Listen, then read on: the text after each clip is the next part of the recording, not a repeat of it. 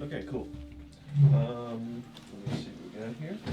Alright, so last we left off, you guys, your travel into the desert has been pretty straightforward thus far.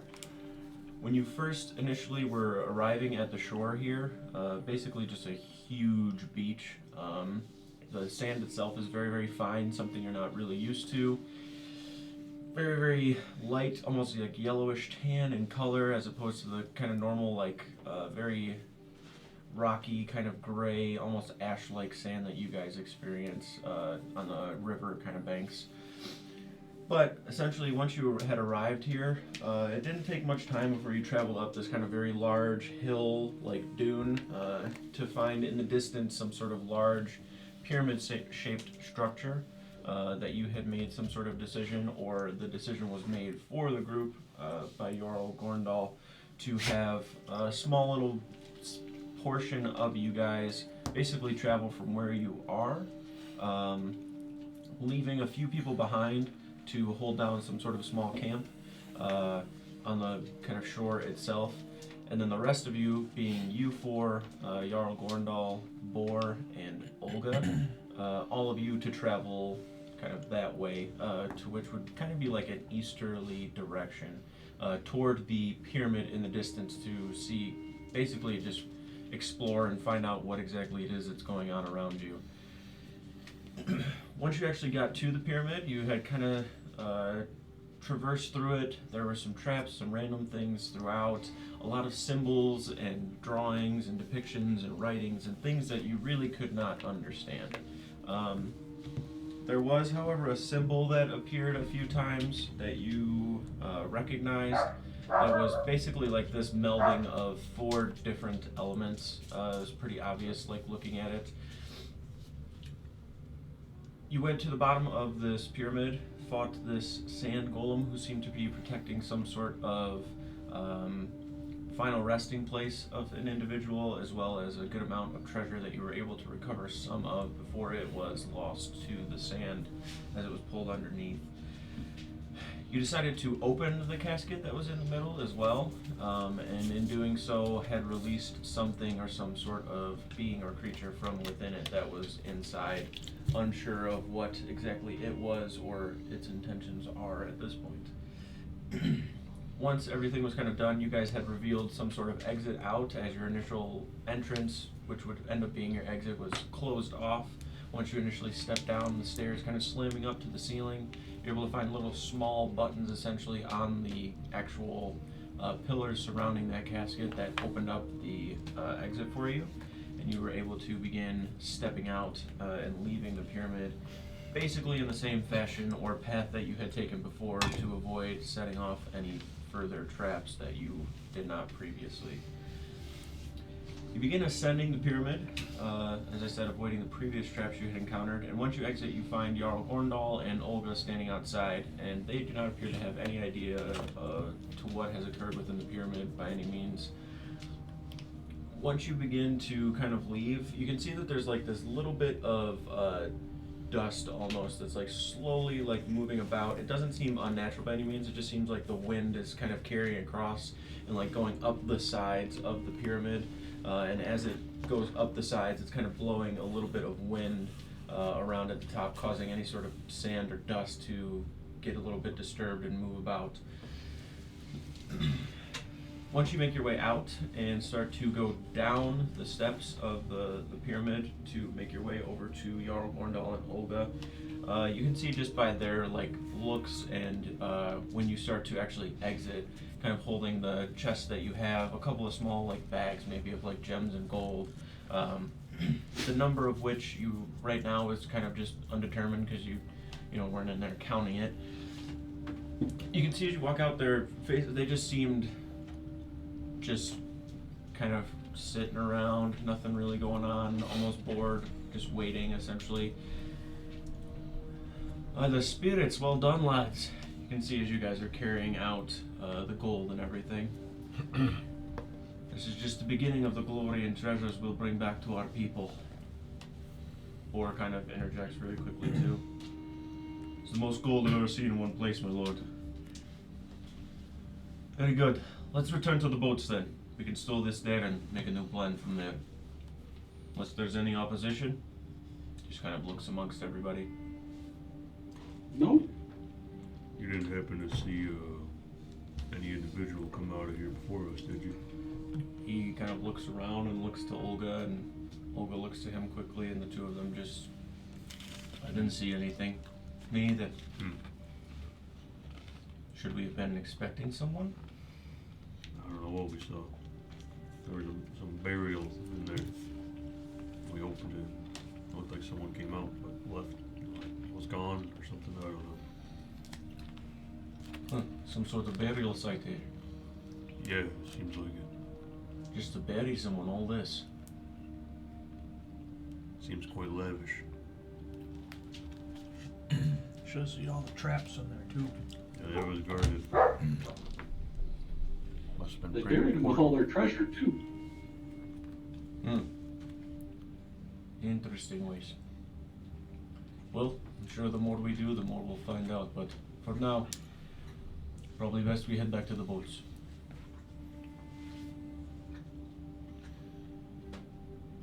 Alright. You begin traveling back toward the boats. It's pretty easy to get your bearings directionally because you can find the sun very, very easily. It's pretty easy to tell the time of day.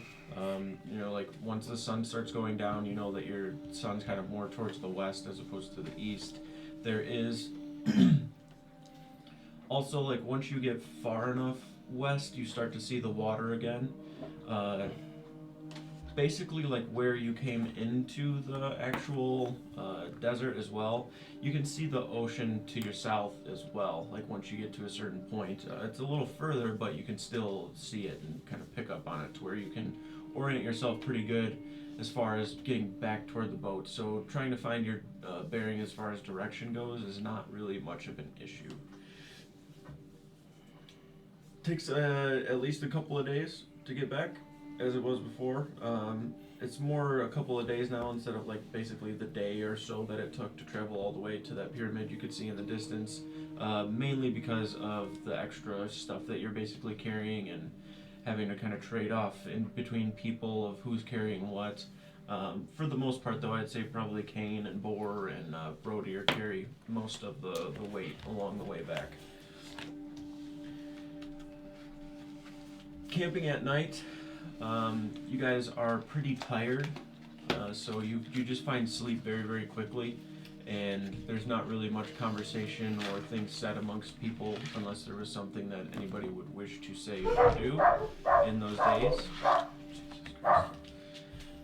When you are kind of resting at night, sleep finds you very easily, but you find yourselves like throughout the night as well, kind of waking up in a little bit of like I don't want to really say like you're stirring by any means, but you're just not in a super safe place. So essentially you're just kind of on guard and even vigilant, like within your sleep, to where like every now and then you kind of wake up and look around, and somebody's basically always keeping watch, but even then you're still kind of on edge in a way. Something about the pyramid itself too, there's a lot of questions kind of revolved around it, so your mind kind of constantly goes and wonders as well.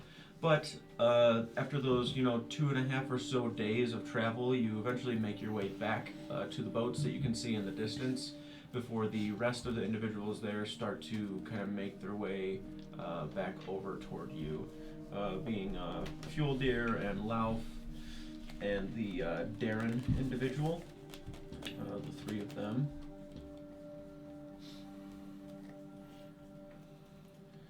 They kind of just like start walking up and seeing you guys carrying stuff. They can't really tell much of what the actual like hoard or the whole entirety of what you have gathered is thus far, and it's really not like a huge amount, but it's at least, for the effort that you basically had to kind of put into it, like it's a pretty good take, essentially.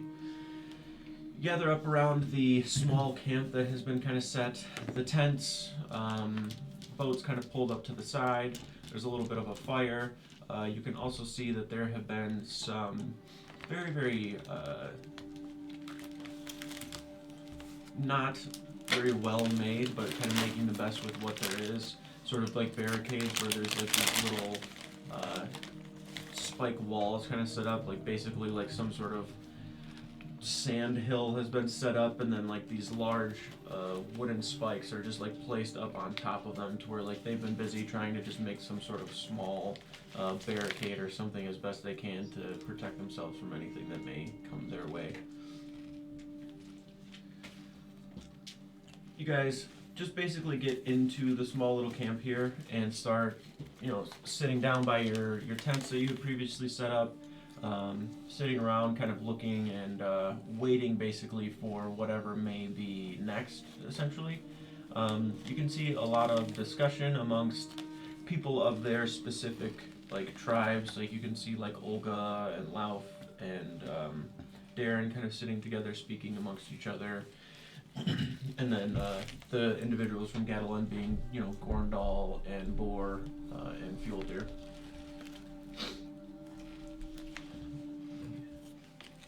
Scratching his chin on the rubber. You having a good time, dude? What are you doing, He's man? been rubbing his chin on the Go on. rubber. Get out of here. Go. He's Come on, pal. Go. Out. Go. He said no. No. He just wants to Come roll on. character. Is there anything anybody wants to do right now or has plans of doing? Come on. I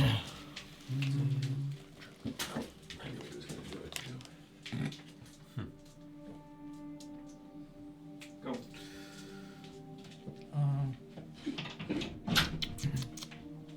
Not really. If we're putting the like stuff down and stuff, maybe we can start counting it. Okay. Yeah.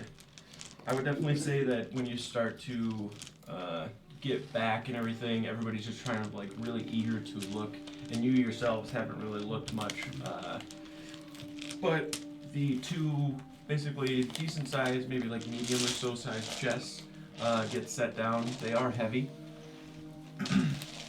Random gems and such that were probably picked up and thrown into a bag. For those of you that were like grabbing gold and kind of holding onto it and keeping it, whatever amounts in those moments I told you were, you probably could just keep for yourself. But most of the gold and stuff that is set before you, you can see like as it opens up, everybody kind of just starts like putting their hands into it, like picking it up and looking at it. The entire chest is basically like full, both of them are. And it's the same in each one of them. It's basically gold and then 4 types of gems. And kind of looking at it now, you realize that these 4 types of gems are like the only gems that you saw throughout everything, being rubies, emeralds, sapphires, and there was a last one. I believe it might be diamonds. Let me double check.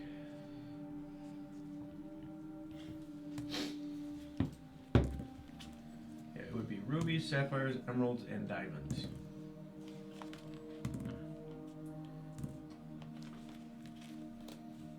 So we have one of each? They're the gems, like they're loaded inside of the actual like chests. So It's just like a bunch of those assorted gems. yes, different sizes, cuts, whatever it may be, but those only 4 types of gems are within there. There's nothing really outside of that. The amount of gold within each probably equates to somewhere over, maybe 5,000 or so gold pieces between the two. There's no silver, there's nothing like copper or anything. Everything is just those gold pieces with that pharaoh head kind of embossed into the top part of it. And then on the flip side of the coin, there is that kind of symbol of the 4 elements kind of melding together, similar to most of the other gold coins of this type that you have seen before.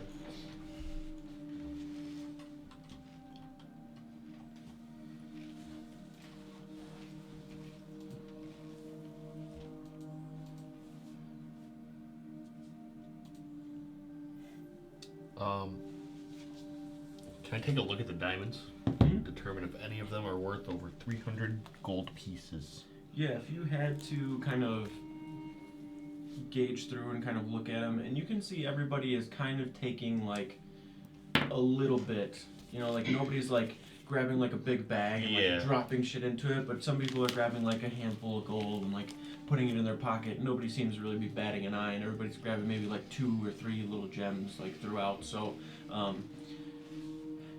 you're aware of like how things kind of go. Like, you know, like you were kind of involved in it, so maybe you guys can take a little bit more of it. But like as long as the majority portion of what was gathered is going to be brought back for the kind of communal distribution of it, like everything's fine. Like as long as nobody's like, hey, like this chest is mine, and you like take it, like that would that would cause issues for sure.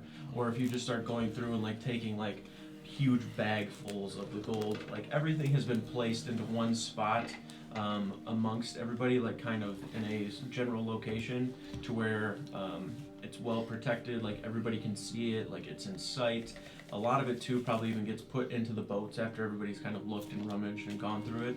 But looking through it, there's probably like, I'd say at least 2 diamonds themselves that are pretty well cut and like at least worth, you know, 300 gold or so each. Okay. Other than that, like a lot of these gems too, like we're not talking like rock size, like they're like maybe like the size of a quarter, most of them, and then some of them are probably getting closer to maybe like I'd say like maybe like a little bigger than $50 or so. Like they're not very, very large. Do any of them give off like that runic energy, like the? Oh, from like the crystals? Mhm. No.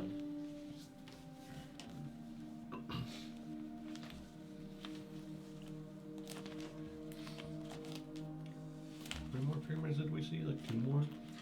From where you were, you saw at least one, and then you gathered just by like looking a little further that there was like some silhouette further in the distance that you would imagine would be another one. And there seemed to be some sort of kind of like markers in between, and then you could see some sort of path that was like, you know, something that's traversed pretty often, but the sand kind of covers it over and over again to where like these poles are placed to kind of signify the walking path as opposed to like a road that's being built because it's a little difficult in the desert. But you could see probably at least 2 more. Can I investigate the chests? Yeah. Go ahead. Because like there's like no wood around, so I'm kind of curious about them. Yep. Do you want investigation, nature? Do investigation. Okay. 19. 19. Okay.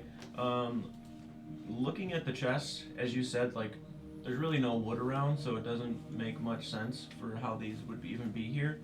The wood itself also is not really wood that you are used to like seeing, as far as like wood that would be built and placed upon your houses or whatever it may be.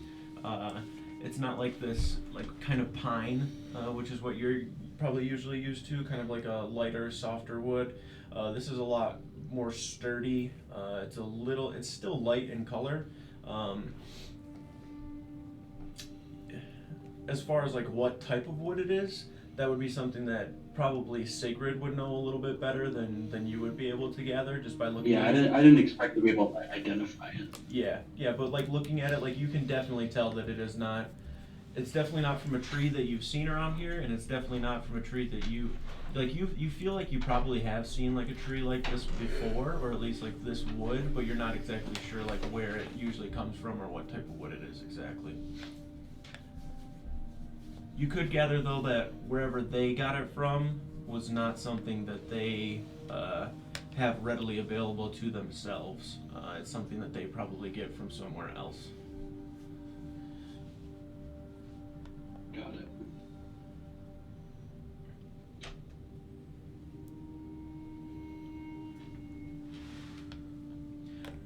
Alright, so once everybody kind of, is there anybody else that wants to take a few things from within the chest at all, or just leaving it?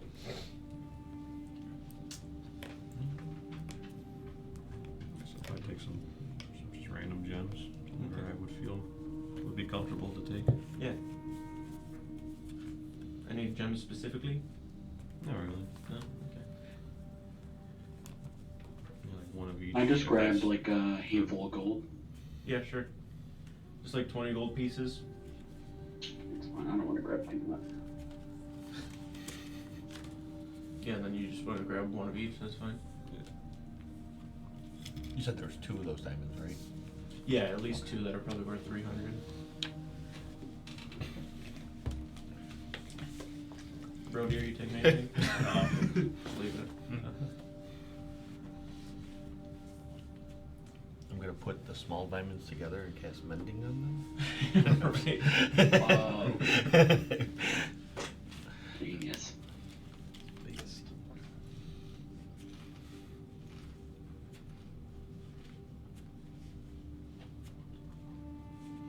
Okay.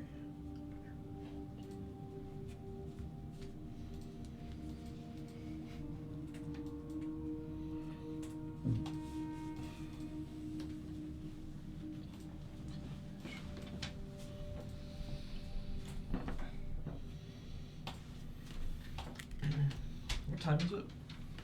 At this point, it's probably just like the middle of the day, like 2 days after you guys had left the temple.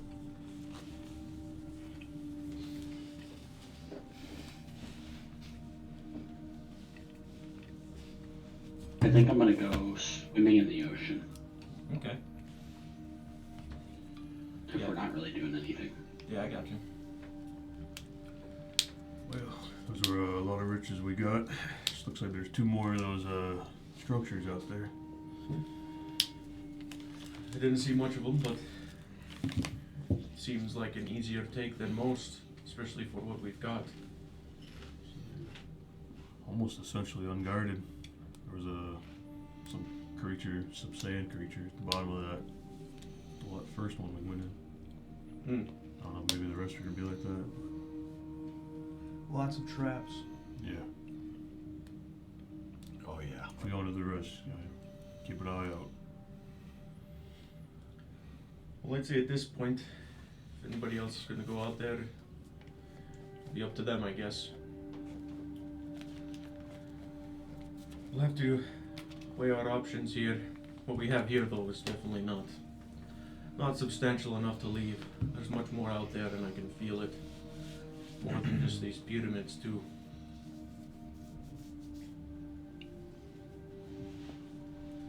Boar kind of speaks up a little bit. I'd definitely like to go back out there. Especially seeing the way that these 5 fight. I think just the 6 of us, we could handle most anything. As long as I don't get spiked through the chest again, I think I'll be alright. But you're still alive. Don't He worry, takes his hand and kind of like smacks it up on your chest. Basically covering like your whole chest with his hand as he taps. Oh, it's sore. Yeah, you're not wrong. Just want to make sure it's not worse next time, you know? It's my only worry.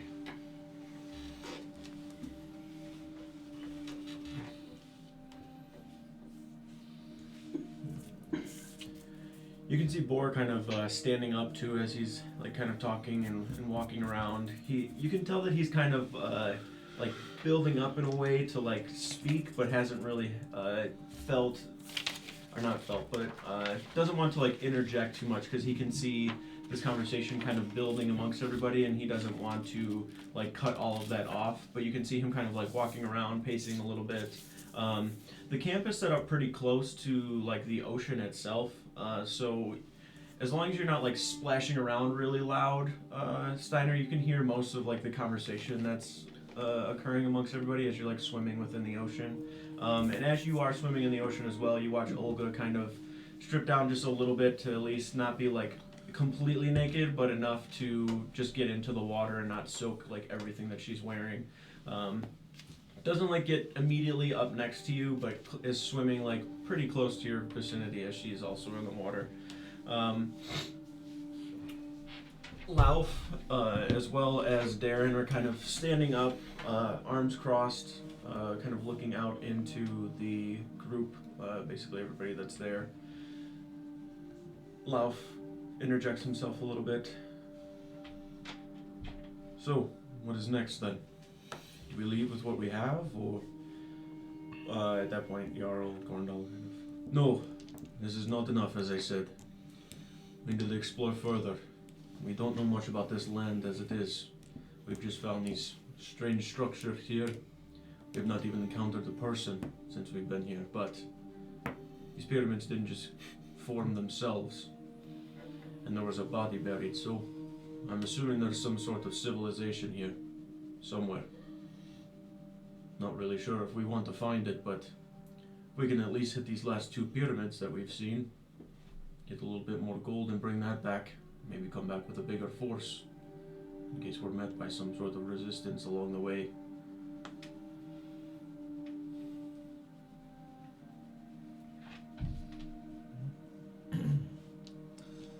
Sounds good to me. Bor, as well as the 5 of you, have the best idea of what it is we're going up against out here. I say it makes the most sense for you to travel out once more. Rest up as much as you want and then head out. We'll wait here, as long as we're not waiting for months. We'll wait as long as we must. We can hold out for a long time. We have the supplies, and now that the gold is here, I think more of us should stay behind and protect it. Worst case, if we see a large force coming from the distance, we jump in the boats and push out. As for you, you're all taking a great risk. Just know that it's not just for yourselves, it's for all of our peoples.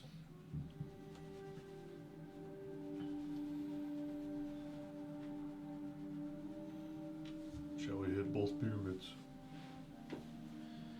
Don't see why not. I think it depends what we find in each one.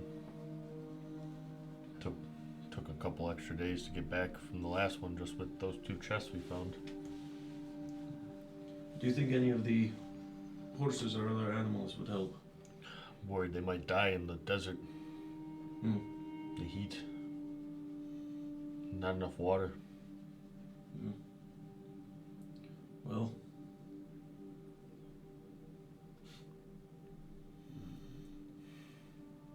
whatever it is you think you'll need, we'll make sure you have it.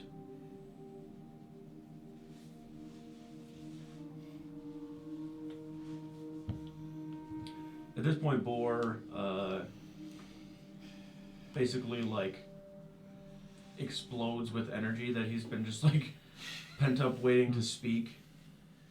And he goes from like a standing to basically like in the middle of you guys, almost like on his like hands on his knees, like ducked down, like looking at all of you. I can feel the spirits here with us. This is what we are meant to do. To go further. To find more, bring more back. More battles, fights, glory. Do I sense the spirits? If you didn't before, like when he starts to kind of talk, like you think of him and then it's kind of like there. You can tell just by like his face and like his wide eyes. I saw the way all of you fight. Each one of you has them with you. May not be all of them, but at least one of them. You may not all be strong like us, and he kind of like grabs both Rodir and Kane. But your strengths come elsewhere. And I feel the 6 of us, going forward, can handle just anything we encounter.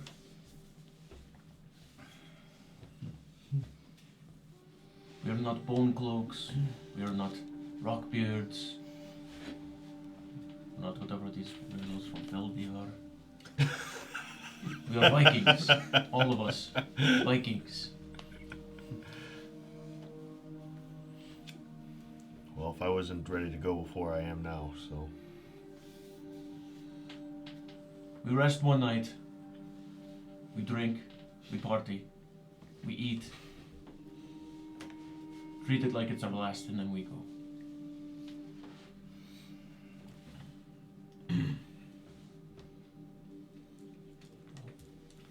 Nothing's stopping us now. I think overhearing that speech Steiner kind of smiles, and then he's going to let himself sink into the water, and he's just going to like close his eyes and try to feel Kirthenstria. And you definitely do. There's something about the ocean itself, like the vastness of it, like it has its own sense of beauty and like power in the waves and everything. And in those things you feel like the spirits of Kirthenstria are both there. And especially like being in the water and Olga kind of being there as well. Like there is something of all of it that's kind of intertwined together where in the moment it's just this overwhelming sensation of them in a way.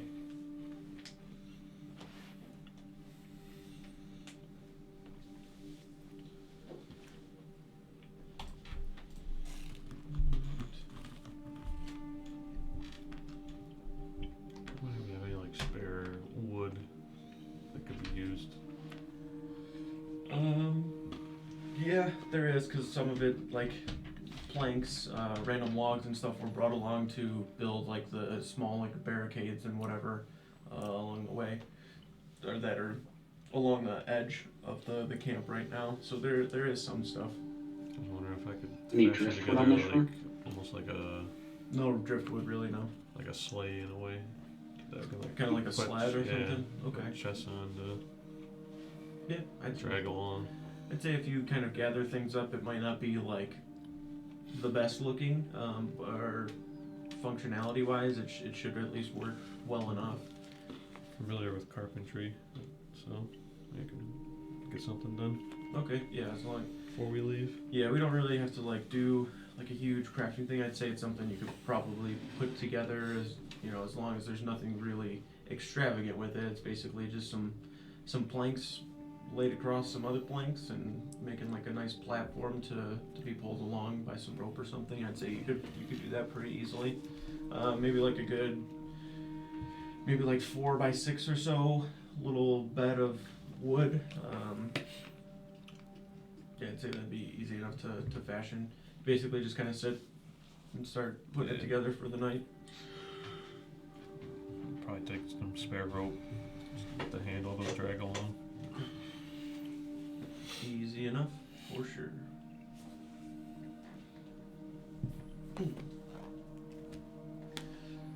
All right.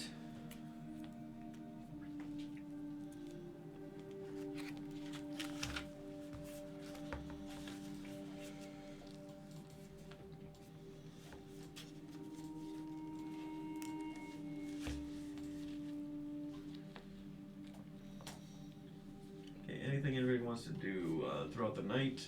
Any sort of preparation before you get ready to... I want to top up on arrows from the boat. Okay. And if we have like another like water skin or something, just get that.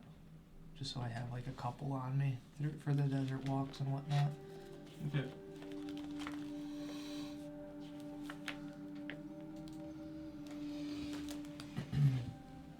Good idea. Do we have enough that people can grab extras? Yeah. Okay. I'll probably grab one extra too then. Same.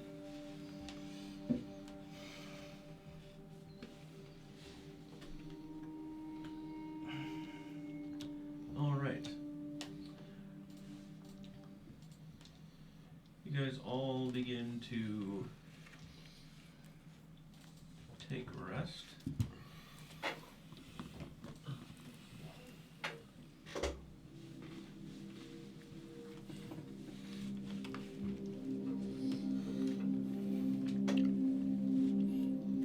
Music. Spooky. Spooky night music. Rodeer. This is real music. Whole body cell regeneration. As you, everybody kind of falls asleep and begins to rest, there's still a lot that is going on. I don't have my fucking notes pulled up. Here we go. There's still a lot that is occurring with you yourself that is completely like separate from all of this that is going on. It's kind of been like a healthy distraction in a way, aside from like the encounters that you've been in that could kill you. It's been like a healthy distraction in a way where you're not super heavily focused on all of the stuff that you've been dealing with, like these kind of conflicting,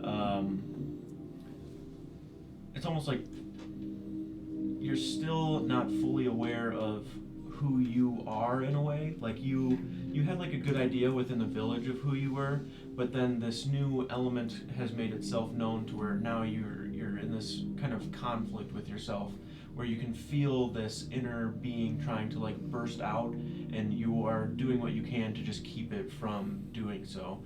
That being that kind of bestial side of either the bear or the wolf that you've been like hearing back and forth of.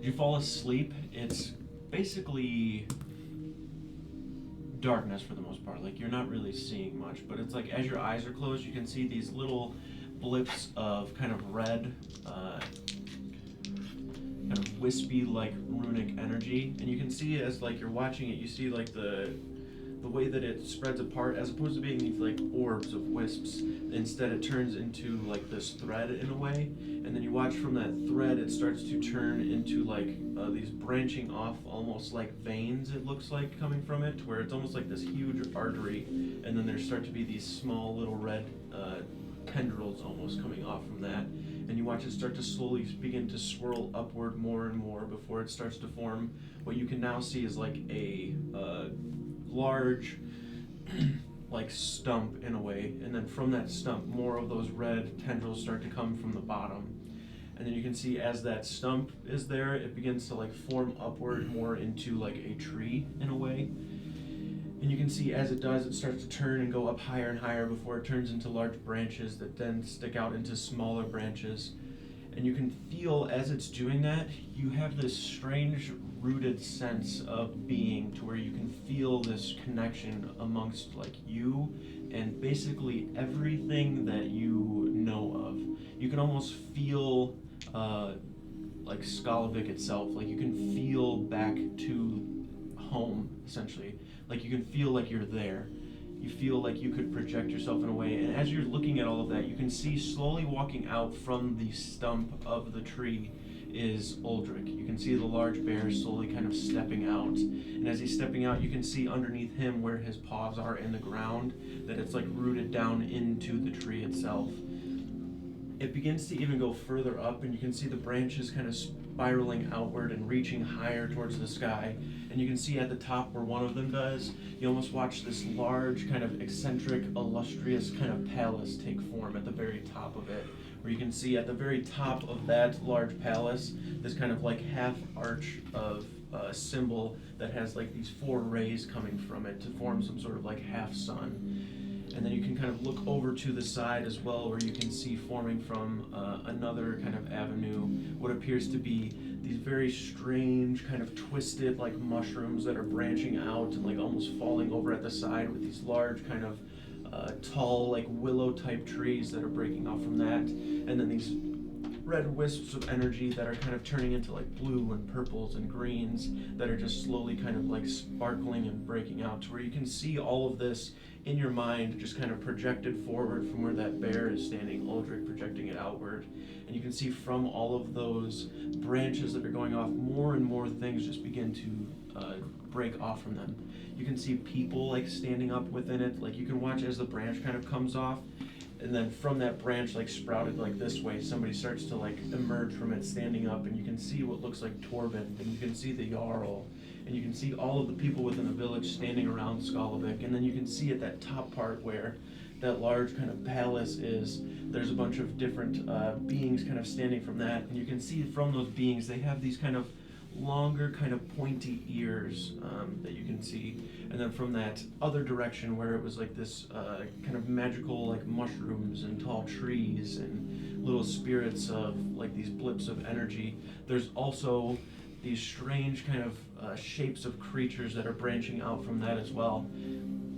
And while you're staring at that, you can see on the reverse side of that tree, stepping towards you, but like kind of upside down, you can see a wolf stepping from that. So those kind of branches and roots that are going down into the ground start to actually form another tree beneath the one that is above, to where you can see now that tree below is like this deep orange color that starts to branch out, and you can see these kind of wispy, kind of shadow-like creatures coming from one direction of the tree, like where the branch kind of breaks off, and where that kind of center part of that stump is on the reverse side, like the bottom side of this tree, the wolf kind of stepping forward, both of them still staring at you, and this tree forming in two different directions. You can see the one at the bottom has, like I said, the one direction of kind of shadow-like looking types of creatures branching off from one direction, to where it goes down further, and you can see kind of up more towards the top. There is this symbol at the bottom of which you can kind of read and understand as like this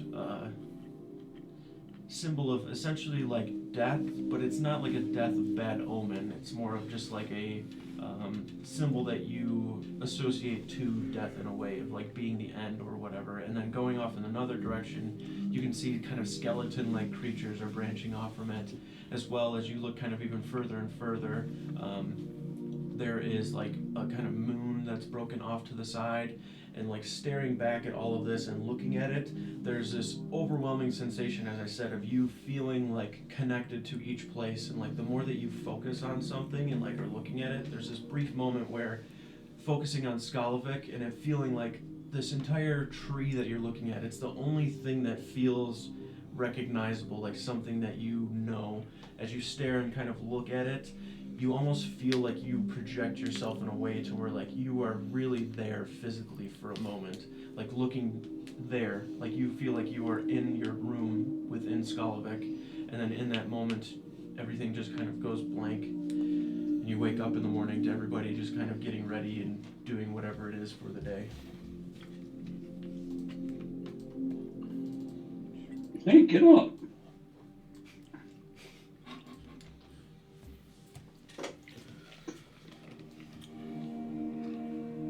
Did he piss himself again?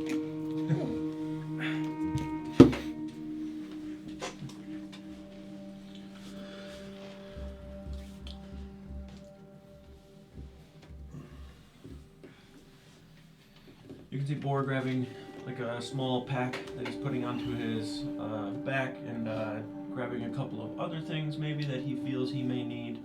And then it is up to you guys to do as you wish.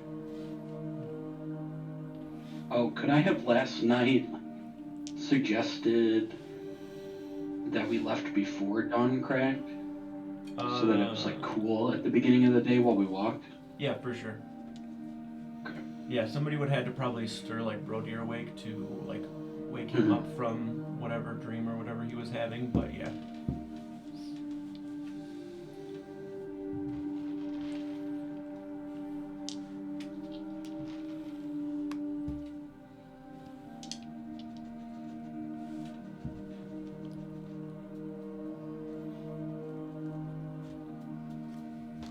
Well, are we ready? I'm ready. Always.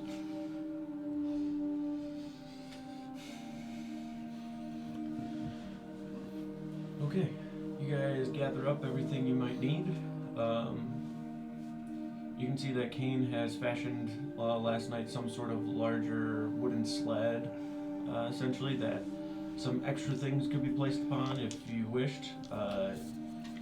It doesn't really have like great like rails on the side to where it's gonna like hold stuff in that would jar about, but at least something flat that could just sit on the surface, the weight of it enough, and like the resistance and the friction of both the wood and whatever would be on it would just kind of hold it in place well enough, and you're not really traveling super fast or up like really steep hills, but you're at least traveling enough or well enough to where like if you needed to put something on it, like it would stay pretty well.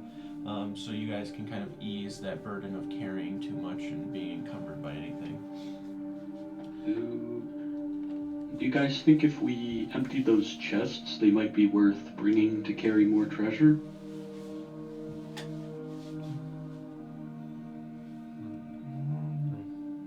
Where are we gonna I store don't know the how heavy treasure? they are without stuff in them. They're probably at least still a good like 10, 15 pounds each, but definitely way lighter with everything dumped out of them. The only thing is you don't really have anywhere great to put the stuff that you have unless you just dumped it into the boats. Oh, okay. Maybe not then. Alright, I'm ready. There's probably like maybe like one decent empty like crate that you could probably bring if that was something you were trying to have with you. Sure. Strap it down with some rope.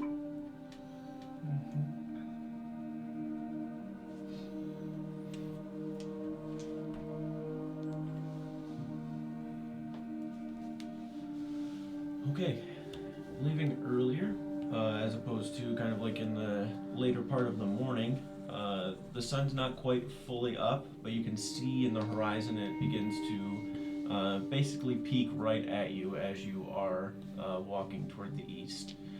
You haven't really felt the heat of the sun yet, as it hasn't quite fully risen, but there's at least this orange hue that breaks across the entire desert to where the shadows that are kind of being formed give this strange kind of appearance to the land itself, but it's still traversable by any means that you need to do so. Walking further and further, the sand beneath you is still strange to traverse. You can feel it slip every now and then a little bit. It's not like this super firm ground beneath you. It is just this fine kind of gritty sensation constantly. Even though you can't feel it directly on your skin, like you imagine the sensation itself, and it is still odd and something you're not used to, as you're usually walking upon grass or snow or ice, rocks, whatever it may be. So it's definitely odd. The first leg of travel in that first day, approaching basically more than the halfway point to that very first pyramid that you had made it to, you can see before, so at night as you're kind of approaching it, before when you could see it in the distance, it had appeared to be lit up, like the flames at the top, like some sort of light source. That does not appear to be the same at this point. There's no flames or lights or anything coming from the pyramid itself. It is just dark. Walking further and further, you get to a point where it's not quite like freezing, but it's definitely much cooler than it is during the day. You can still feel the heat of the sand. You begin to set your bedrolls and whatever it may be that you wish to do.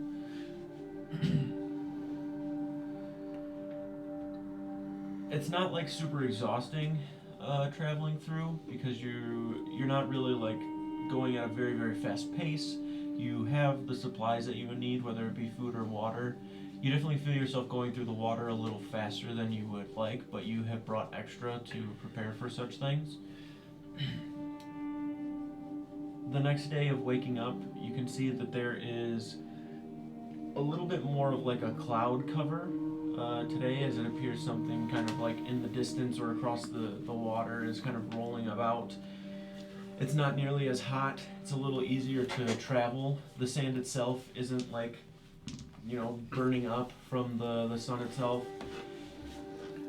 Underneath, like on your boots, the leather that's there is kind of getting like a little bit torn up, and you can start to feel it, as some of you may have like thinner shoes on, where like that sand is so hot and you're constantly like rubbing against it with your shoe and like trying to like get a very good footing on it, that you're causing a good amount of like friction between like the harder parts of like the compacted sand and the hot sand, that it's not like melting away at the leather itself, but it's making it very pliable and causing it to kind of rub and burn pretty good. To where if you were just walking barefoot, it would be extremely uncomfortable, you would imagine, the further and further that you walked. But you can feel it tearing away pretty good at your boots and like the soles of your boots themselves.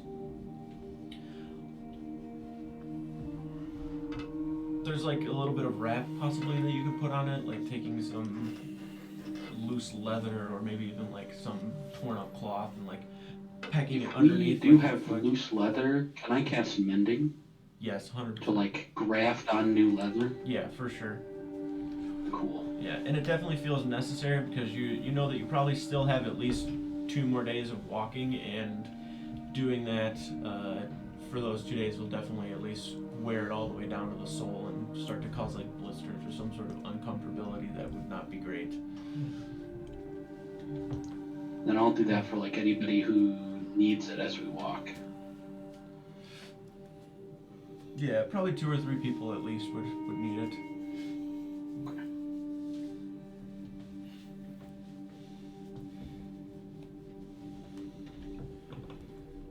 Alright. You get to a point on basically like this 3rd day of travel to where like you're basically a day or more from the pyramid that you had first passed to probably a day before you get to the next period. So you're kind of like in this middle point, just out in the desert, essentially. Looking around, there's no like other buildings. There's no, there's really no like geographical like landmarks. There's no varying terrain really. You can see the ocean like to your south, but that is even further away than the temple that you can see in the distance, it appears. It seems like it might be closer, but it's just because of how vast the ocean is. But you can see like where that shore is, that it would take longer to get there than it would to get to either or temple. And then looking north, it just looks like this vast open desert space that you can't really even like fathom which way anything would even be. There is like these rolling hills and differentiating like elevations of the actual desert itself, but it's not much. Everything just looks like this vast open yellow space, to where it's very hard to take it all in and really even understand the magnitude of it and like the entirety of it. As you're looking to the ocean toward the south, that appears to be endless. When you do to the north as well, it appears to be the same, to where you're just basically in this sea of sand that you have no idea where it ends really. You found where it began at one spot, but how far it ends to the north or to the far east is hard to understand. You're getting a little closer on this 3rd or so day of travel, probably even like halfway through it, to where like you start to feel pretty good about your pace that you're traveling. You feel pretty good about how you feel, about your supplies, everything that you basically have. And you can see kind of in the distance this swirl of dust. At first you've seen these little bits of dust that kind of pick up every now and then, like around you, from whatever bit of wind may come across. And the wind in the desert, you'd imagine could probably pick up pretty good, but from where you are, at least in your travels thus far within the desert, you haven't really experienced it too intensely by any means. But you can see the swirl of dust in the distance. It's not like this huge like storm-looking cloud. It's just kind of like a good distant, like a bit of space of the swirl of dust. It doesn't really like disappear. You can see it almost kind of like building in a way, and it's not like up in the air, or it's not like 100 or so feet high. It just seems to be like eye level, and it seems to be kind of growing as it's kind of picking up in a way. It's hard to tell exactly what it is, but it's pretty obvious that everybody can see it in a way.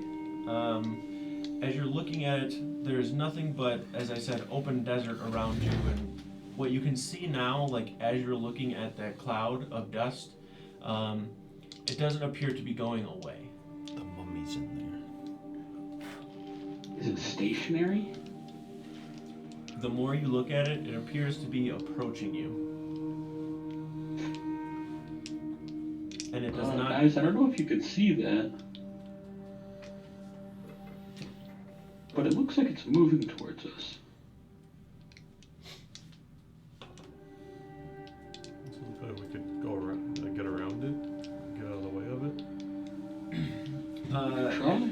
At this point, like looking at it, being. So as you're trying to gather like exactly what it is, like I said, you can see this kind of rolling cloud of dust to where you're not like super far away from it, but it is a good distance away.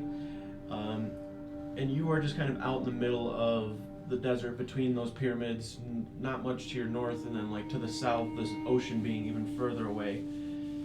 You can tell whatever it is, it's moving at a good pace, and it's not just like a normal kind of traveling pace. And it's heading towards you, as I said, and it does not seem to be by coincidence, because you can imagine whatever that may be. If it could see you, it would be able to see you right now, because you're basically just little blips out in this vast landscape of nothingness, essentially.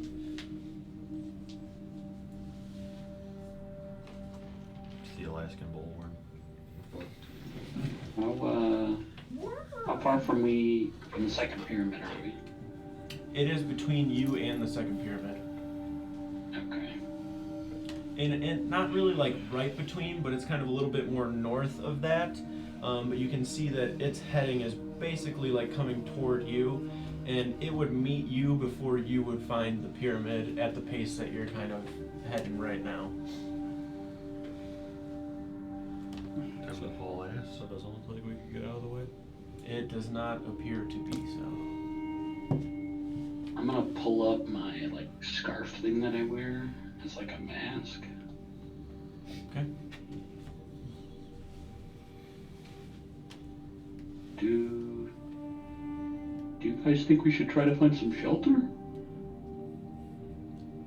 If there was shelter to find, yeah.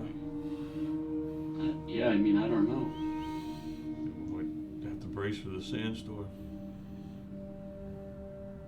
We could try to huddle behind your sled.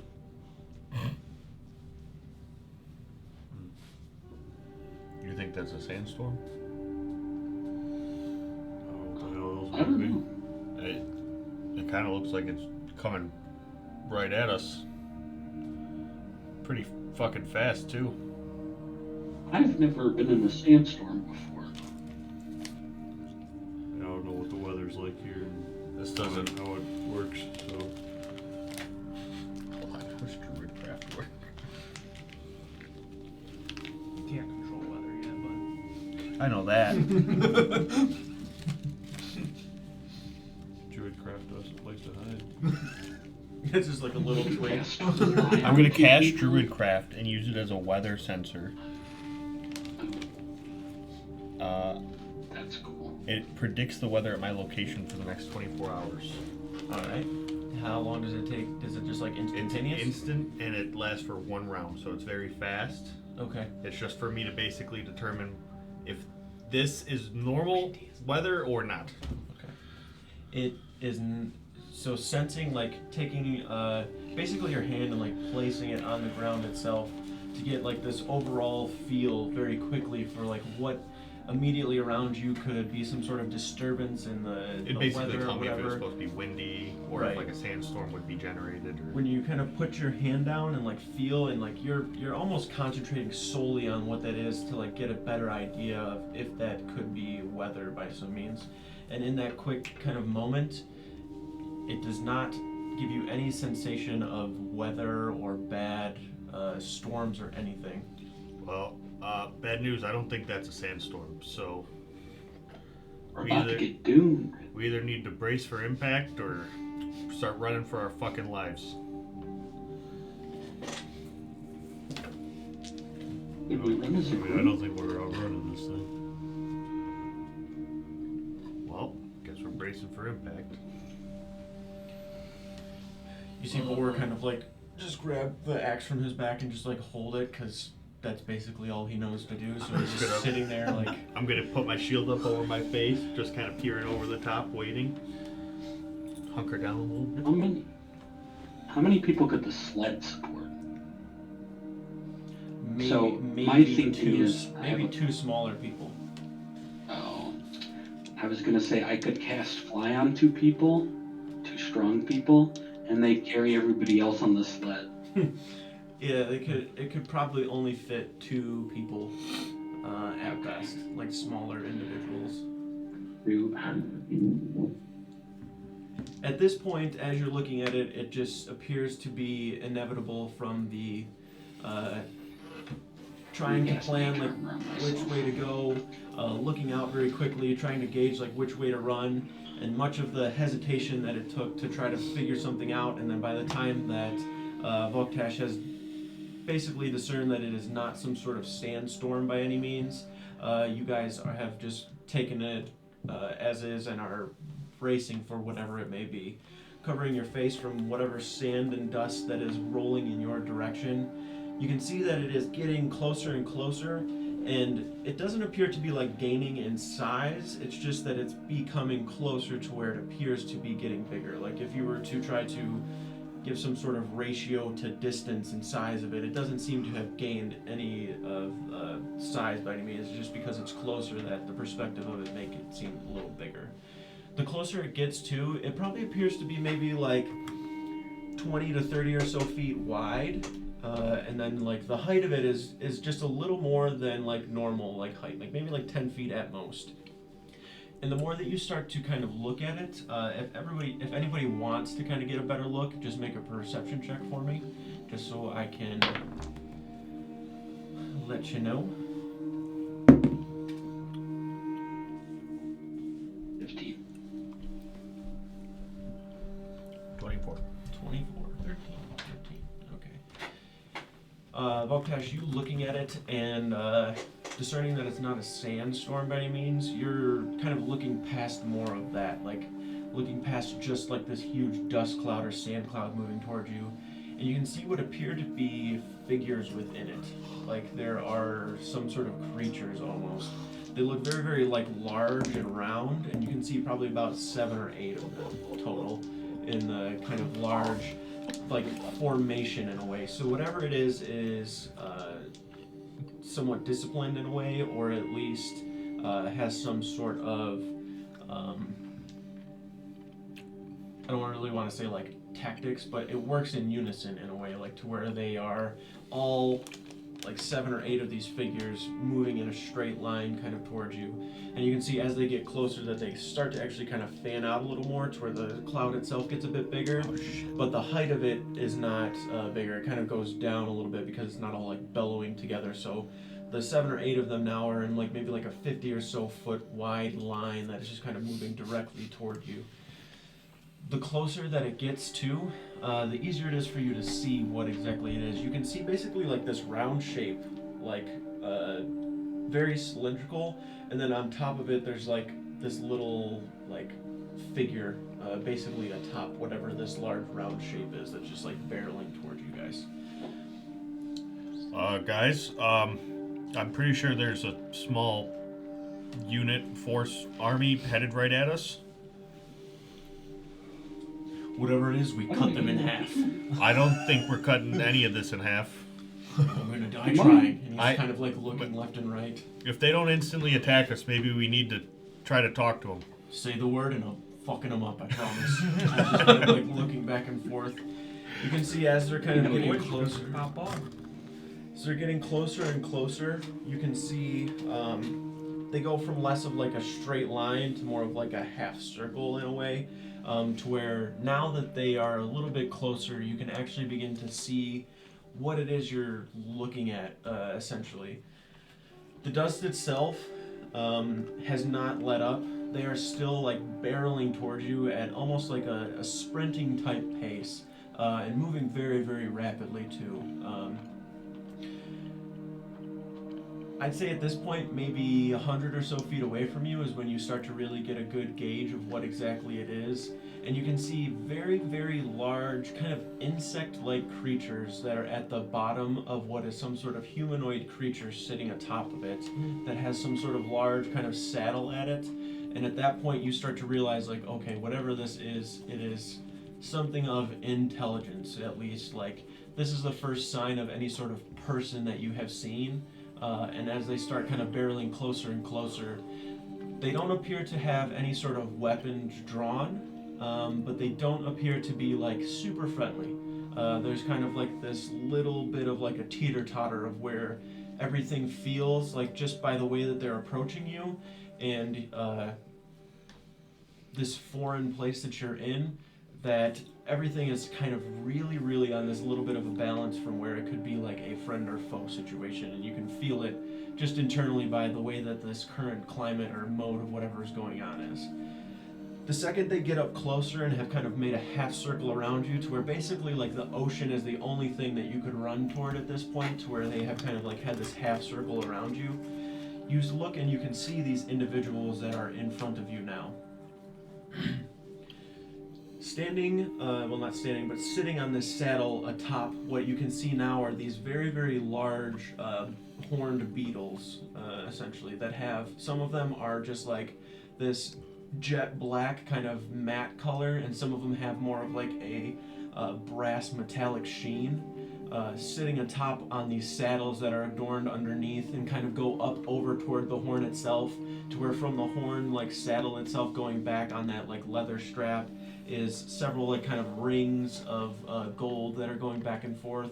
You can see the bottom part of like the horn of that beetle has like kind of pressed into it several rings, and also just like little golden like studs almost that are like pushed through it, to where you can definitely tell that whatever these these beetle insects are, they are some sort of domesticated creature by whoever these individuals are that you are now looking at. You can see sitting atop all of these beetles now that you're looking at, 8 of them now that you're starting to really count and like take into effect. You can see Boar still standing there like squeezing the axe, just ready to jump at like any given point. If I could, from like left to right, have some sort of order in which you guys are standing, just in case. I'm on the far right.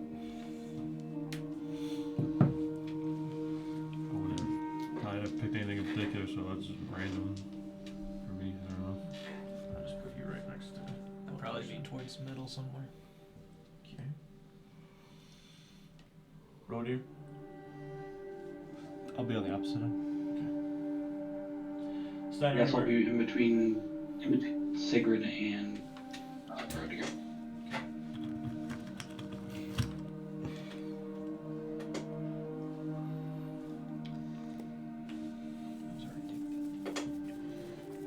I can't really tell what the flavor is, but This way. it was good.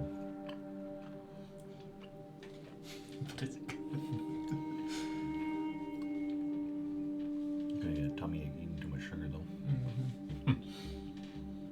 Okay, gotcha guys. So from left to right, like looking out toward them, Roadier, Steiner, Sigrid, Boar, Kane, and then Boktash. As you're kind of looking, and as I said, they're kind of in this half circle formation around you, to where like when you look left, like that pyramid is like a little set back, but there's like 2 people on their mounts to that side, and then when you look over to the pyramid to the other side, the way that it's set up, there's almost like 3 people, and then like once you start to look back, it's just the ocean to the way distance. You can tell by the speed at which they got to you from how far away they were that these insects travel very, very quickly along the sand, and all of them have basically some sort of face covering, basically up to the nose, to where like all that's appearing is basically their eyes. Dark-skinned kind of humans, just from what you can see from the kind of bit of forehead and eyes. You can see the arms themselves that are exposed. Varying between like human-looking individuals, elves, and then some taller, kind of slender, even like dwarvish folk individuals. They're all dressed in like a light leather armor. It's tan and almost kind of chitinous, like it doesn't appear to be like normal leather. It almost appears to be, as I said, some sort of insect-like armor. Doesn't appear to be the same as the beetles, just something different, but still chitinous in its way. There are deep-colored silks that kind of go across the front of their body in this kind of sash-like manner. The clothing itself is this kind of soft beige cloth. It has almost like burlap appearance to it, but it seems much finer than that. You can see that there's an intensity in their eyes. You can see nothing other than that on the features of their face, and it's all obscured by, like I said, a face wrap. There is probably a good 2 minutes or so of just staring in silence before you watch one of them steps down from the large kind of insect mount it is upon. Hear one of them kind of looking out at you. Uriatun sola, fudu amatalo, uyus uf afafaf. What languages does everybody speak? Not this one. You basically just have common and giant, don't you? Common, giant, and primordial. Primordial? Okay. Speak Druidic and Gori. Common and Sylvan. It's a racial thing. You can pick up a little bit of what they're saying in a way. It seems to be a little bit primordial in some of like the way that it's spoken. They're demons. No. They're just old. That's crazy. It's in a way where a lot of like primordial like language itself, for your guys's kind of purposes, is stuff revolved heavily around like elements in a way, to where it's not really like something that your people really like know and like read and study or whatever it may be, but I would say it's something that you could probably decide of how you came to learn some of it, but for the most part it would probably be like random books or something that you may have come across at one point or another, or maybe something within your runic kind of background of studying things that maybe more correlates towards elements that you would understand a little bit, but it's very broken and it's very hard to understand some of the things that they're saying, but you can at least understand a little bit to where you can make out some things, but speaking it is something that is completely different, to where like you think you could try to say some things and communicate a little bit, but it's a little bit rocky, to where like that first sentence that they basically said was something along the lines of like a "who are you?" and then the word Amatala is basically like sounding like a place, like they're saying like in Amatala, like "who are you?" and something in Amatala, and then the end of that where they kind of said like that Ruis u Havaf, like that's just like nothing. How far is this guy away from me? About 50 feet. I'm going to use my mind link feature, Okay. which says you can speak telepathically to any creature you can see, provided the creature is within a number of feet of you equal to 10 times your level, which is 50. You don't need to share language with the creature for it to understand your telepathic utterances, but the creature must be able to understand at least one language. When you're using this trait to speak telepathically to a creature, you can use your action to give that creature the ability to speak telepathically with you for 1 hour, or until you end this effect as an action. To use this ability, the creature must be able to see you and must be within the trait's range. You can give this ability to only one other creature at a time. Okay. So basically, like me interpreting that as like you can't communicate in like a specific language. They just have to be able to speak, and you can kind of understand like general ideas and thoughts or intentions in a way of like trying to express like whatever that may be. Like you're not having a full-fledged conversation by any means, but it's more of like this like push. After I hear him speak, I'd probably like kind of hone in on him and just kind of try to communicate like we mean no harm, we're just exploring, you know, what can we do, like for you, kind of thing. Due to that, he's not really like, he seems to have this moment where he's looking at you in a way. Most all of them you can see either have a blue sash, a green sash, an orange sash, or like a gray kind of sash, like kind of orangish red. The one he appears to be like wearing is kind of like this orangish red kind of sash. He points to himself.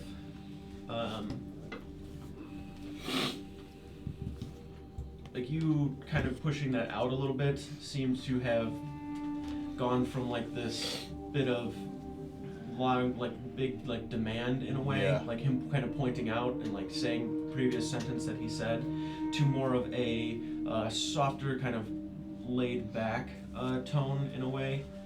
He just kind of begins to point to himself and the 7 other individuals that are with him. And then he like kind of pats himself and touching the wrist. Kia Orn. Kia Orn. And he starts to kind of point across. Efe uni rutu un orfero. He kind of points out and then like points across like his hand into the air itself. Do I have any idea what he's trying to say? Or do I? Or yeah. You kind of gather more or less this, like him pushing back, like using his ability, like with the link that you have given him, is more of like a inquisitive, like kind of sensation, like not sensation, but like this push, like he's just curious, like trying to get answers essentially into exactly who or what you guys are, what you're doing here in a way. It's kind of obvious to tell that that's probably what they're here for, but you getting that at least immediately tells you that they're just not here to instantly try to attack and kill you in a way. So you can see as you're like sitting there and you're looking, like you're kind of like looking down your line, and you can see Bor is still like kind of standing there, like squeezing the axe, like holding it, and he just has like this intense look on his face, like he's ready to just like pounce. And you can see 4 or 5 of the individuals are like holding like a spear, like down at their side, just kind of like looking at him, and like you can see them like rolling the spear kind of in their hand a little bit, like they're ready. I'll like ease my tension up a little bit. I was kind of holding the shield up, and I'll kind of set it down. And I'll kind of look down at everyone. I don't think they intend to hurt us. I kind of look at Bor and maybe put the weapon down before they do. You can see him kind of breathing heavy as he's looking, and then you sure? For now, I think we're good. Those beetles will be pretty nice to have, though. Maybe they will give us some. He kind of gently like puts the axe down a little bit, and he kind of looks at Kane, and just kind of still looking out at all of them.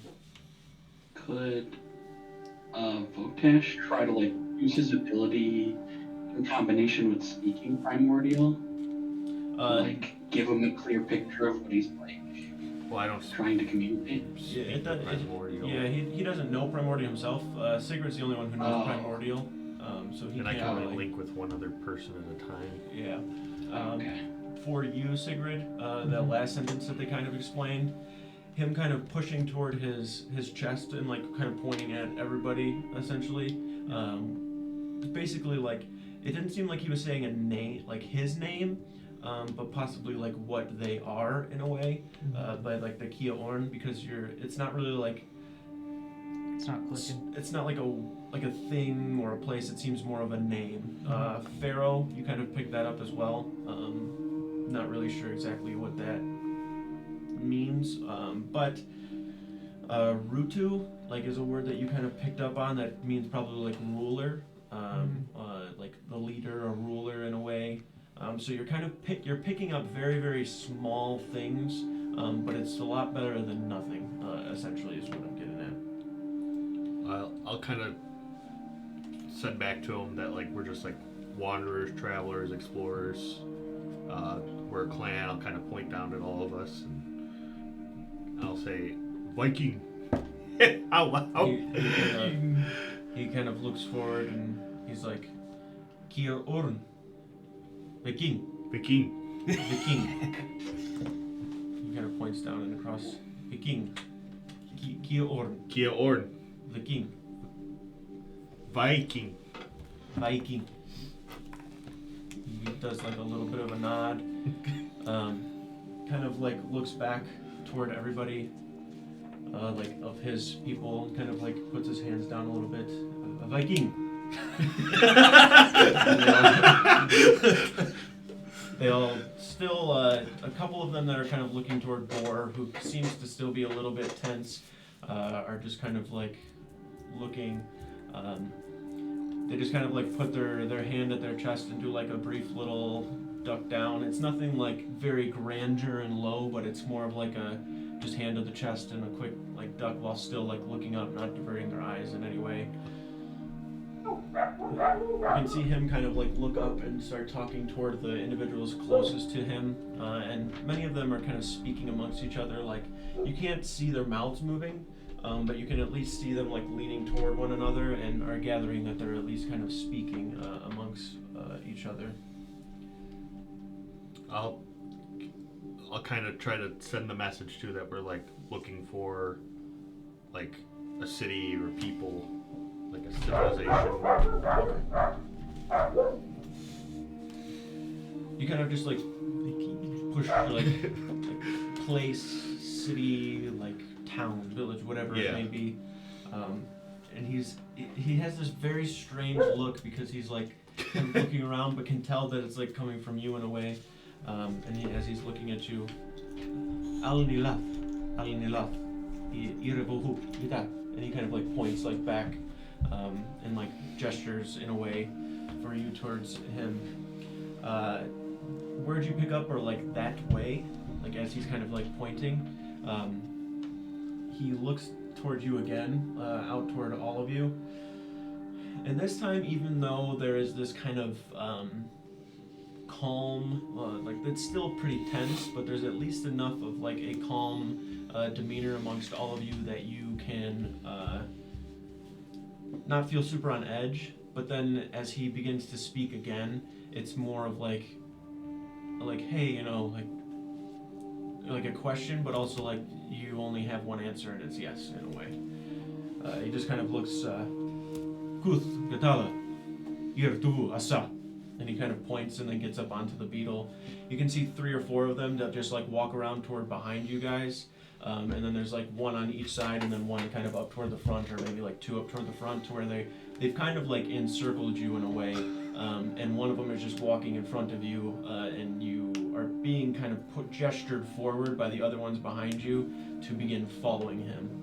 The words that you kind of pick up, if you would make an intelligence check, and then I can gather how much of the language you tell everyone real quick. Just I think we're gonna follow them now. And yeah, it doesn't seem like I have a choice. Yeah, I don't think we have much option. 14? Well, I got an option. We start cutting heads off. Well, I think we can take them too. I think one of these beetles might eat each one of us really fast. 14. 14. The kind of end of the sentence is very close to what you picked up on the words of like this way, but it was more like a with us as opposed to like this way. This was more of like a with us. And then the first 2 words, you only pick up one of them. Gatala is more like, it's kind of like a gathering or like a group of people, like a council in a way. So like Kuth Gatala is like a specific thing, like maybe like a group or something that you're imagining. But the Gatala part of it, you're imagining either means like group or council or like a meeting. Like it's kind of more of like a context thing in a way, where depending on what the Kuth part of it is, you're not really sure what the Gatala could mean. It could be like a group or a gathering or a council, like I said. So it's more of like, you weren't really able to get all of it, but you have like at least a general idea of like, okay, at least they didn't say, hey, this way you're gonna die. It was more of like a, come see this. I think they want us to follow to meet someone or some people. They just said come this way. Yeah, I kind of tried to communicate that. Council or tribe or something. Yeah, I tried to communicate that we were looking for a civilization out here, and that we didn't mean harm, just so those bugs didn't eat us. What, are they gonna take us into our land so we can be outnumbered? I don't think. Unless they see what we've done to that pyramid. Well, we can just lie to them. We We didn't tell them do it was us. I'm sure they're aware of everyone in this desert. I think if that were true, they would have killed us already. Don't you? They want to know more about us before. Your just kind of, I'm with Kane on this one. And just kind of looking, but you already knew what his intentions were before you even got here. Well, they haven't hurt us yet. Yeah, I think if they wanted to, we wouldn't be here.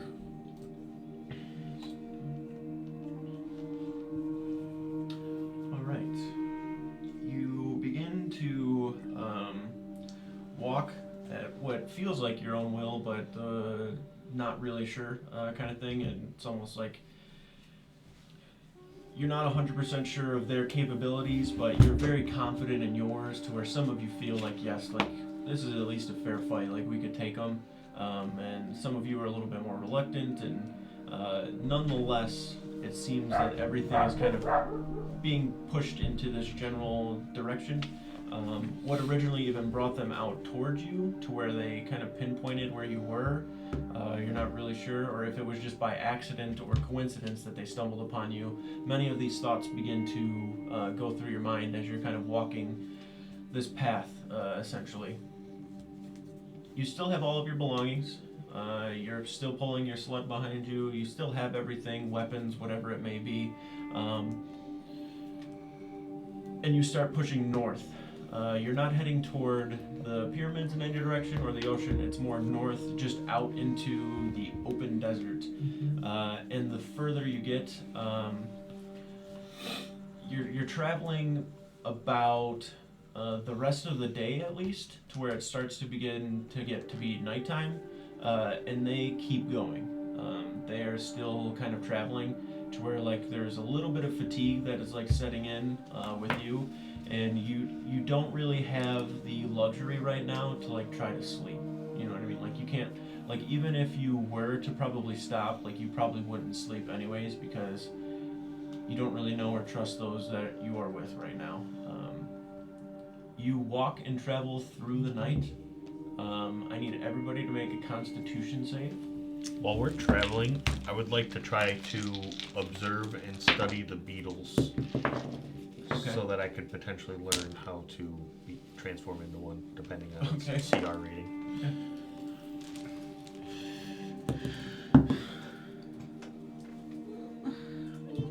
Brodier? Natural 20.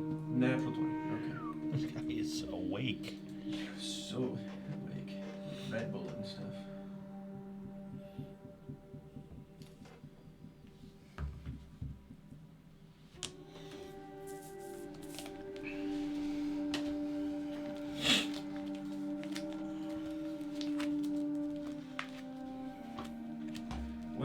What's like the CR that you can transform into? It's improved as I level up. I think it's Pretty low. 1/2 right now. Yeah.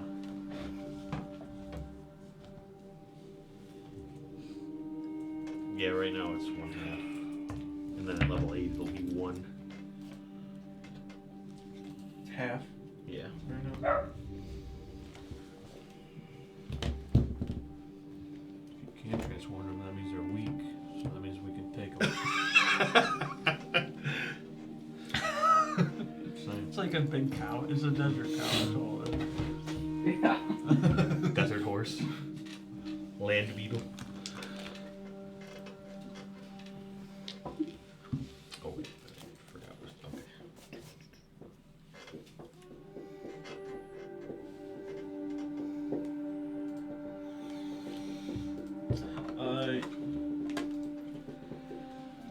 Make a.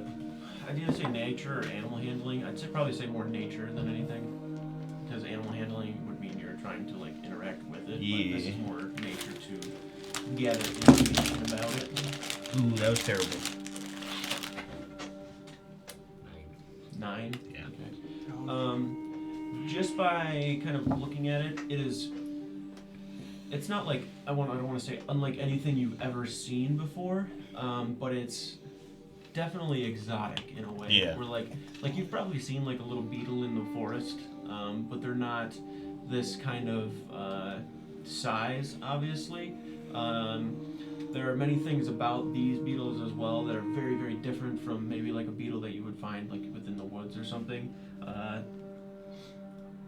the way that their shell is as well, like looks like they have wings, like they could probably fly also. The way that you're looking at like the hooks, like their feet, they definitely don't appear to be most comfortable like just walking on this. They probably can burrow a little bit, so they have the potential to both like walk on the land, burrow underneath it, and fly. As far as burrowing with somebody on them though, doesn't seem super feasible, so it doesn't seem like something that these specifically do. They don't seem to have much self like driven tendencies rather, like they're very domesticated, so like even out in like the wilderness you'd imagine they're probably pretty docile for the most part, so they're pretty easily domesticated, but they also appear to probably be able to do like a decent amount of like damage if they tried to hurt something, like to protect themselves. But most of their defense mechanism as a creature itself seems to be like their ability to fly, their ability to burrow, and both like on top of both of those things, their very, very strong exterior that they seem to have. Like they just seem to be probably pretty hard to like hit and like actually hurt in a way. Like it takes a pretty substantial force to actually break and crack through whatever hide they have on them. Which, like looking at the armor that most of these Kia-Orn individuals are wearing, does not appear to be the same. Like what's on these beetles doesn't even seem like it'd be really easy to like harvest it off of them. Like it almost looks like actually metallic. Like looking at the ones that are like kind of like that brass kind of metallic sheen to them. Like if you didn't know better that hey this is definitely not made out of metal, like you would think it's metallic just by how strong and sturdy it looks with that metallic sheen that it also has.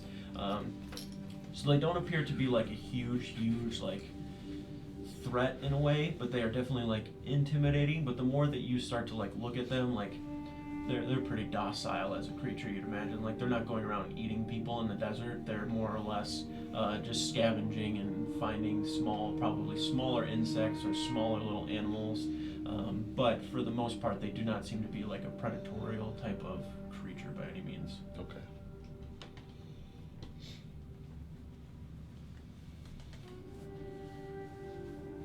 Okay. Jesus Christ. I'm gonna be fucking super blind by the time something just like sucks me up here. And then I'm like trying to look at the screen. Okay. Sorry, I didn't even finish everyone's con saves. Natural 20, Sigurd, what'd you get for your con save? 18. Steiner, what'd you get for your con save? 10. 10? Okay. You just make it. 16. 16? 16. Okay. I gotta roll for 4 quick. I'll definitely at least make it. I need to check.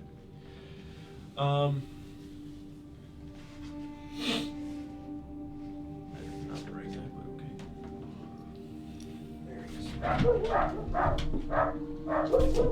Jesus Christ.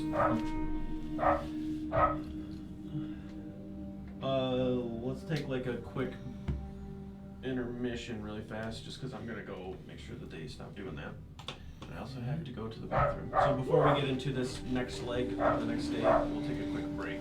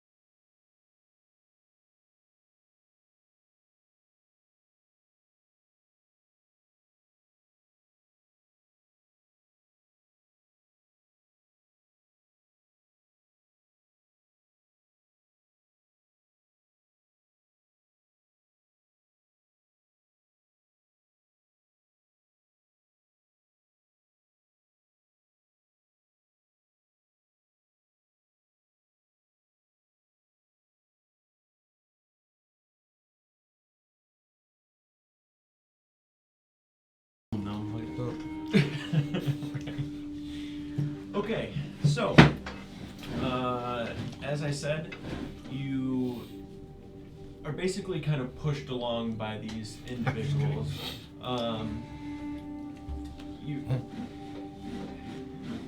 It's kind of like this weird dynamic. Like you're kind of peaceful right now, but there is enough tension to where you feel that everything could just flip on the drop of a pin at this point. Like you're a little mindful of what it is you're doing in a way, but many of you, specifically I would say Kane and Boar, are not letting down any sort of guard by any means. Like they are probably even a little bit more on edge and are giving at least a good appearance to where like they, I mean it's very obvious looking at the two of them that they're not like giving grins in anyone's direction or trying to make some sort of peace or like putting on this front of like, yeah, okay, things are fine. Like they're like almost looking like if you make one wrong move, like I will seriously fuck you up. Like they don't appear to be giving any sort of kind, generous demeanor to them. Like they are on guard and they are making it known that they are not to be fucked with in a way.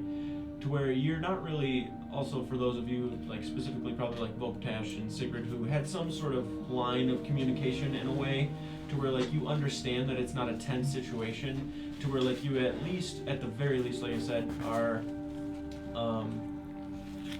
seeing that from both Kane and Boar, but you're not telling them like, hey, like cut it out type of deal, because you're aware like, hey, we still need to seem like strong, like we're not just like giving in basically.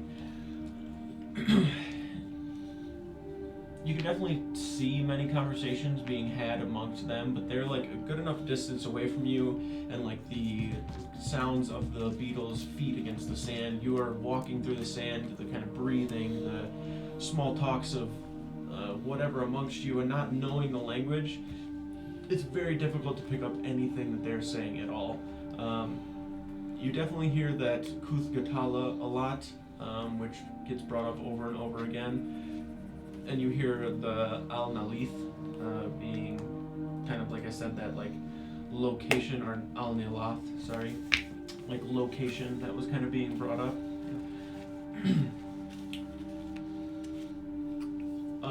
Basically a day's worth of travel from the time that you had encountered them. For you guys, it's basically 2 full days of just like traveling and walking. Gets to a point where nothing is said amongst you guys.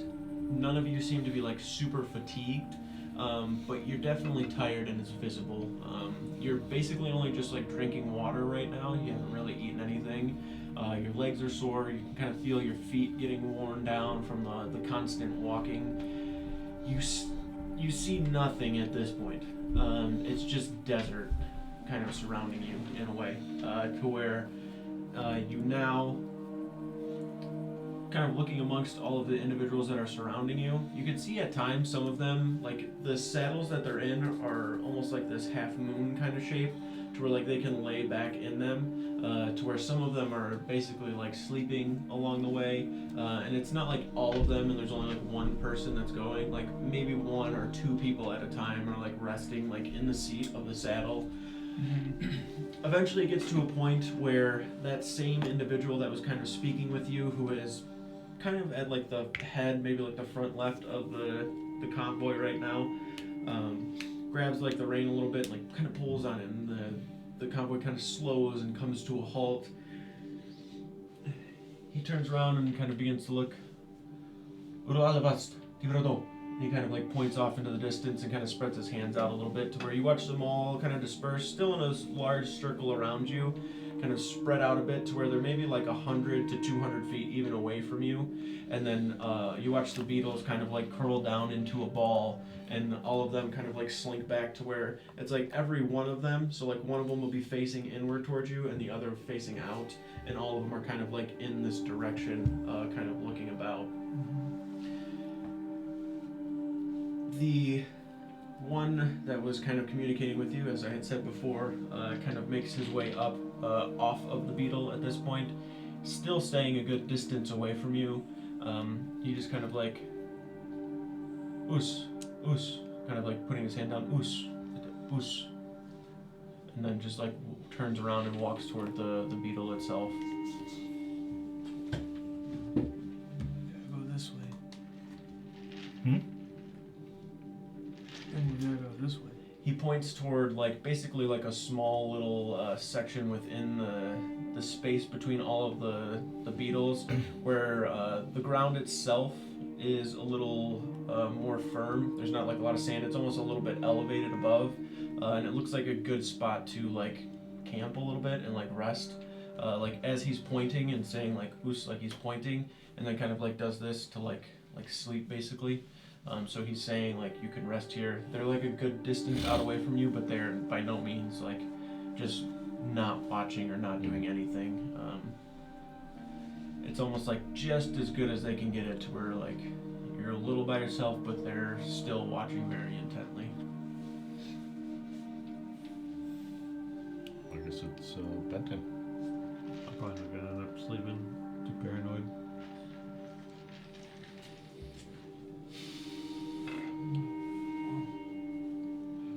We want to take shifts of watch. I'll watch. Boar's just kind of like looking out. I could take a shift. I don't need much sleep, so Well, if you guys are all staying awake, I'll sleep. go ahead. Roger kind of grabs whatever he can to put under his head and just like sets it down and lays back.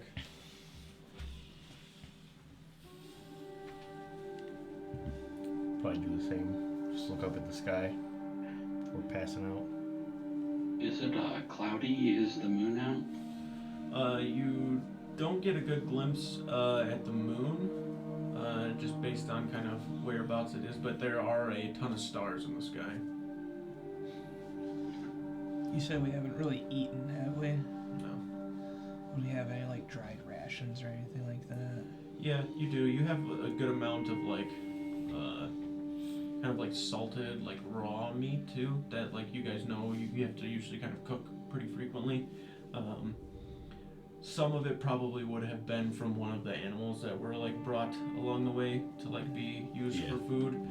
So you guys know you probably only have like a few days left of that, whatever it may have been. Mm-hmm. You're not really sure what it was because it was probably cut up like when you guys left, and then those that were left behind at the camp probably just like butchered it there and made a little bit of it, and then there was like basically like a pile or something set up somewhere for people to grab and use as needed or wanted. So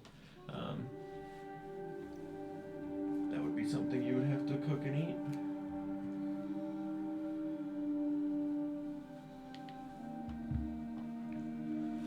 At this point, you would have had to have used at least 3 or 4 days worth of like food rations for the sustainability of it. But when you guys camp and kind of rest like this, the supplies that you have, you're not really having to tap into your rations.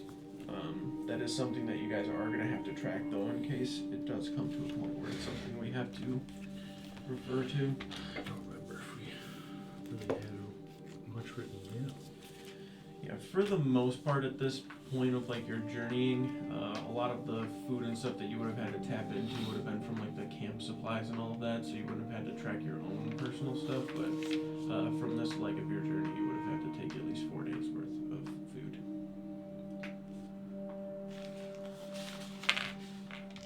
What would you say we would have taken from the camp supplies then, as our rations outward?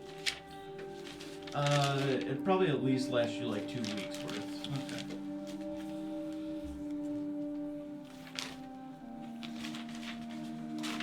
And then like basically every time you camp, at least within the next like month or so, I wouldn't even say month, like maybe like 2 weeks or so, so however many rations worth of days you would have, like every time you camp you would have enough food that's kind of set aside to like not burn a ration like when you're camping, if that Okay. makes sense. Yeah, like just when we're actually moving. Right, yeah, because the food you're using too is quite different, and the food you're able to make is different as opposed to like when you're traveling or camping by a fire. Yeah, okay.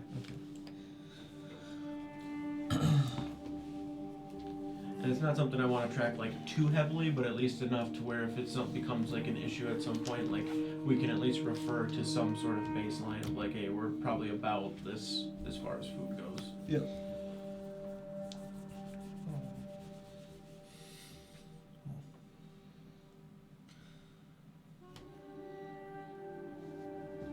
Steiner, you think you can make a fire? Did we play December 7th? Oh, if we have wood. I have no idea. Yeah, you guys have a little bit of scrap wood. Let me make something just so we can get this meat on there. Maybe get something in our stomachs. Yeah, I'll do my Sorcerer's Burst cantrip. Okay. And choose fire as the damage type and just. I can start fires with Druidcraft too. Oh, that's probably calmer looking. Can we? I I it's have like literally Druidcraft. just me like putting my hand I out. thought it was just like a candle you can light. It says candle, lantern, or campfire. Yes, I do have Druidcraft. You light or snuff out a candle, a torch, or a campfire. Oh, campfire. Okay, I thought it was just really little stuff. Well, yours is cooler, so I'll let you do it this time. And I kind of cut the meat into like thin strips, and then just kind of like just quickly lay it across the wood, like some coals that are set to the side, so it just cooks on top of those. Do the strangers react in any way to the casting of magic? They don't really. I mean, they're being observant, but none of them are like inquiring so much as to like see exactly what it is you're doing. And like I said, they're probably like close to 100, 200 feet that mark away, so they can't really see specifically what it is you're doing. And the same vice versa for them. Like you can't really see what it is they're doing. You just see the large forms of the beetles laying down.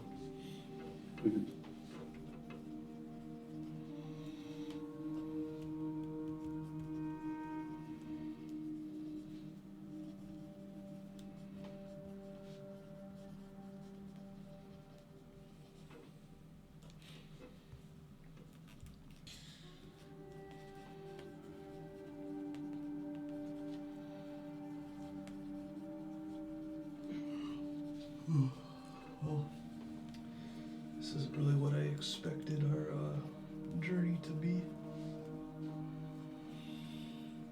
Do you think we should have tried to fight them? No, Or says, yup. I don't know what those giant bugs are, and I don't really want to figure out what they can They're do. cool. I want to ride one. Yeah, Riding I one's agree. different than fighting one.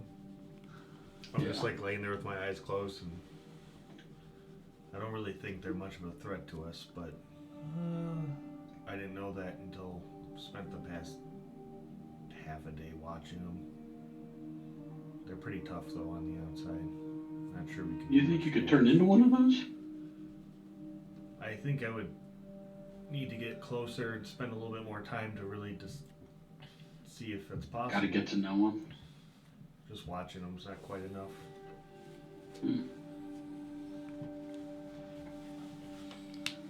Having our own set of beetles would make our little raid a little easier out here. They can like It would, fly and dig into the ground, so but wherever they're leading us, council or community or whatever, they might have some things there that might be worth bringing back home. plus if we Not know before where we're gonna lose the advantage in a case like that. I mean, we'll just remember where it's at.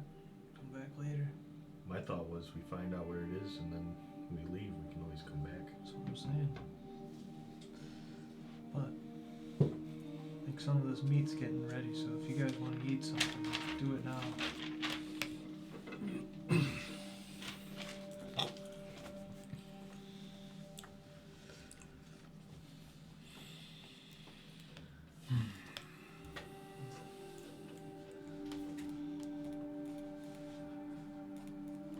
You speak a strange language, I can tell you that much. I can't make any of it out. It's very close to some primordial I've heard in the past. Read into, I guess.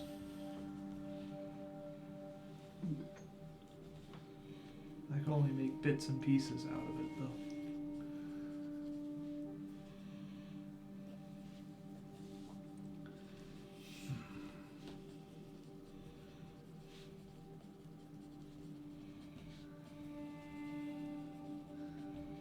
I think for the time being too, I don't think we should let them know or see anything that we may have taken from that structure back there.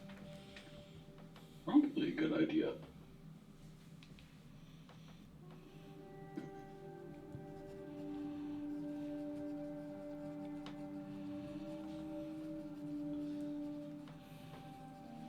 We got any of that extra leather left? And maybe you can fix my boot a little bit.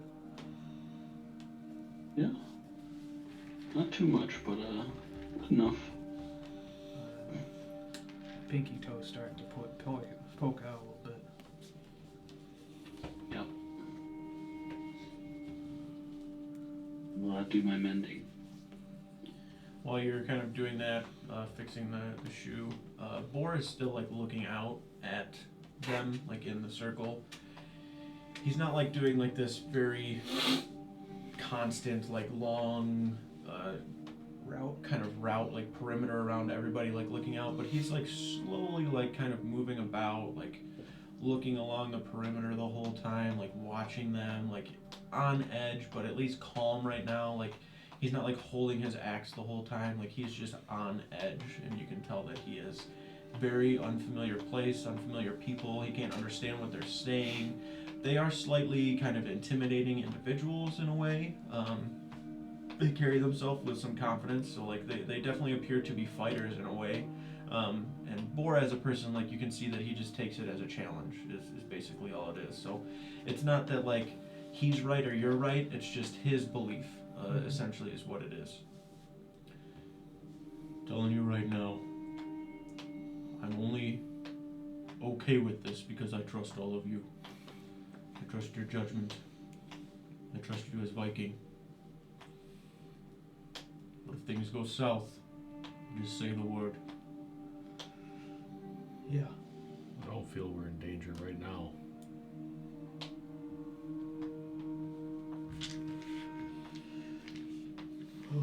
Just like I'm bored. Nod my head.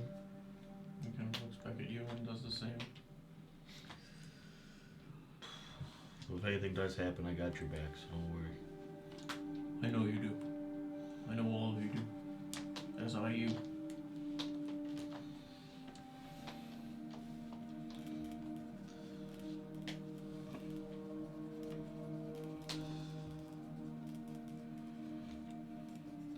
It's unfamiliar lands. I'd much rather be able to see a little bit more of it than us lie face down in the sand for no reason. I think we'll see a lot more by having these guys lead us in there. Yeah. If we just came in on our own, we'll probably get attacked on sight. I don't know what it is. I have a feeling they're gonna have something good there.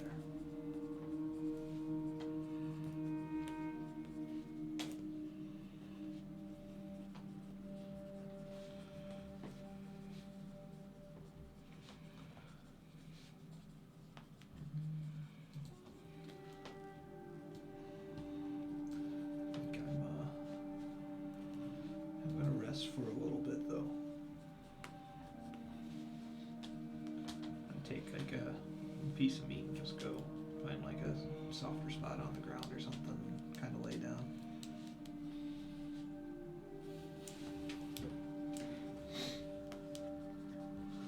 Just think and like reflect a little bit on our journey so far.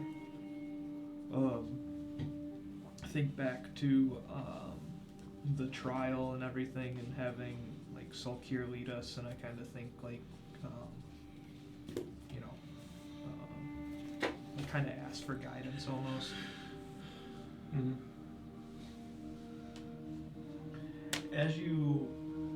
As many of you have, like, already basically been so far away from your homes and, like, where, like, your people are from, where you really feel, like, the most in touch with, like, the spirits themselves, you guys are still making it a point and finding a way to try and connect with them and not, like, lose that sense of self by any means. And it gives you, like, this bolstered kind of spirit and will to basically survive and do what it is you must, not even just survive, but thrive in this environment that you're in, regardless of what kind of obstacles or things might be in your way.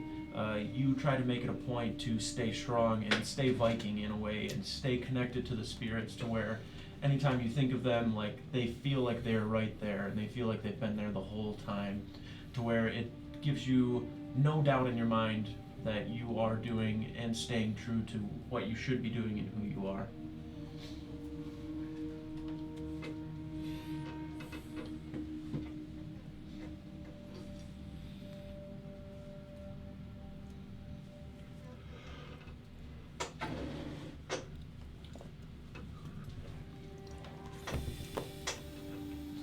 Okay.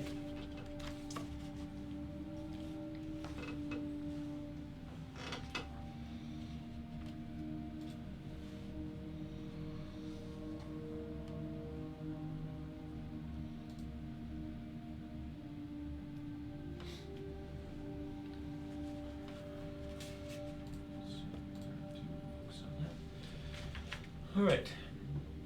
I can erase this. You guys are able to sleep throughout the night, uninterrupted. There is still all of these individuals out and around, kind of looking at you. You can see maybe 4 or 5 of them are moving about.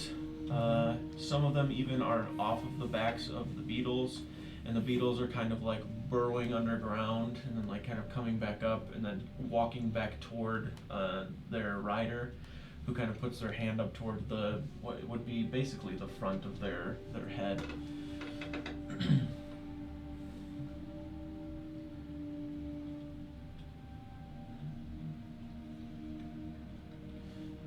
The beetles kind of get up, and the first one starts to kind of move toward you, still being that same individual. Appears to be human. You can see the eyes are basically the same.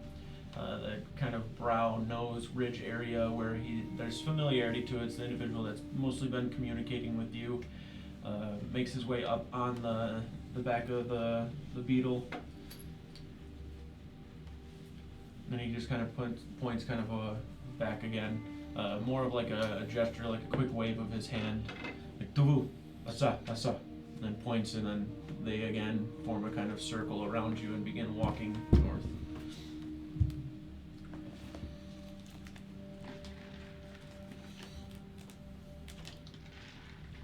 Okay.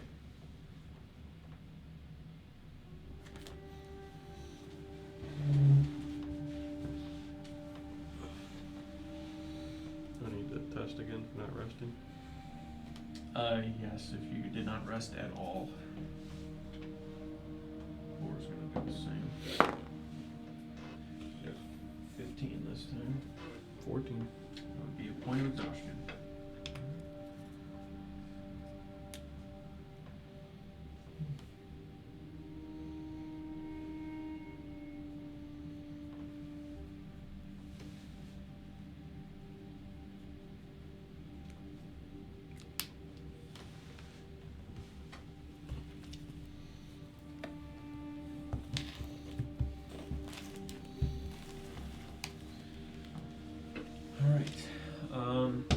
Still being on edge, like, you're not by any means like amped up, if that makes sense, but you are kind of in this fight kind of sense of being, to where you're able to push through, but your physical limits are getting a little bit weighed on as you were beginning to feel like exhausted. But you're still able to push through and kind of walk around, and it's not much of an issue for you. I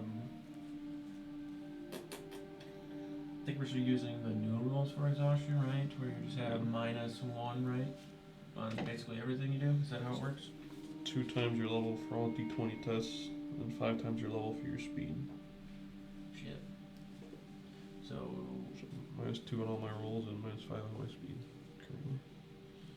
Oh, exhaustion level. Yeah. It was like your character level. What the fuck?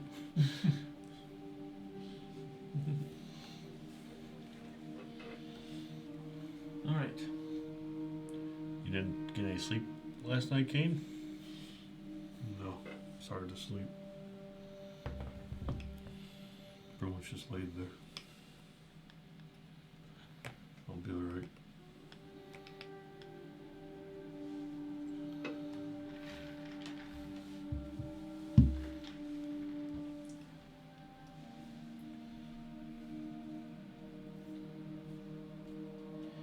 You can see on the like side saddles of the beetles, there's all sorts of things basically that are there. Like a satchel basically that you can see every now and then they kind of reach down into and pull from it what appear to be some sort of like fruit-like food that they eat pretty frequently. Sometimes they like reach down into one next to it and grab a pretty large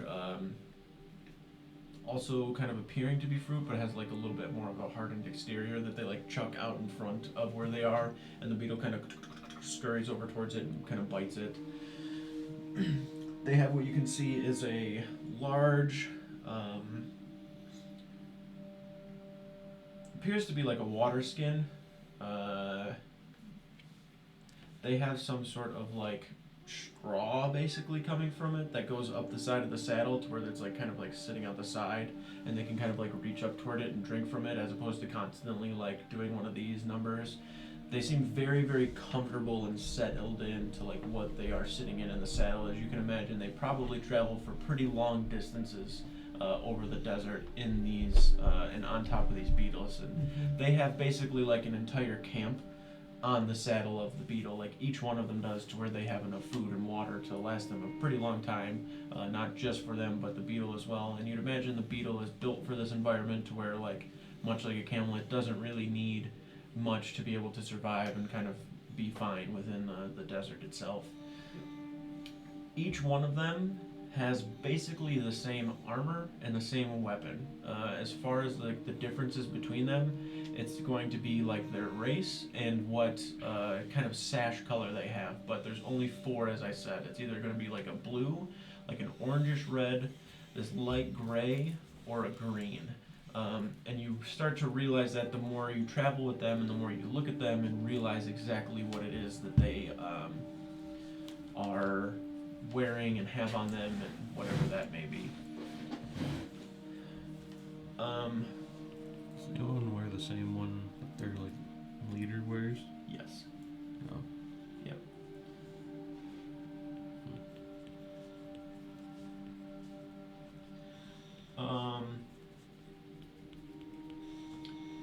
I'll say Kane, Sigrid, and Volktash, if the 3 of you, actually you Steiners, all 4 of you, so it wouldn't be Bor and Brodir, but the 4 of you can make perception checks.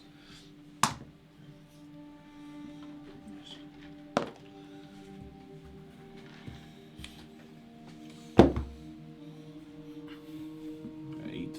22. 23. 13. Okay. So the 3 of you notice it, not Kane.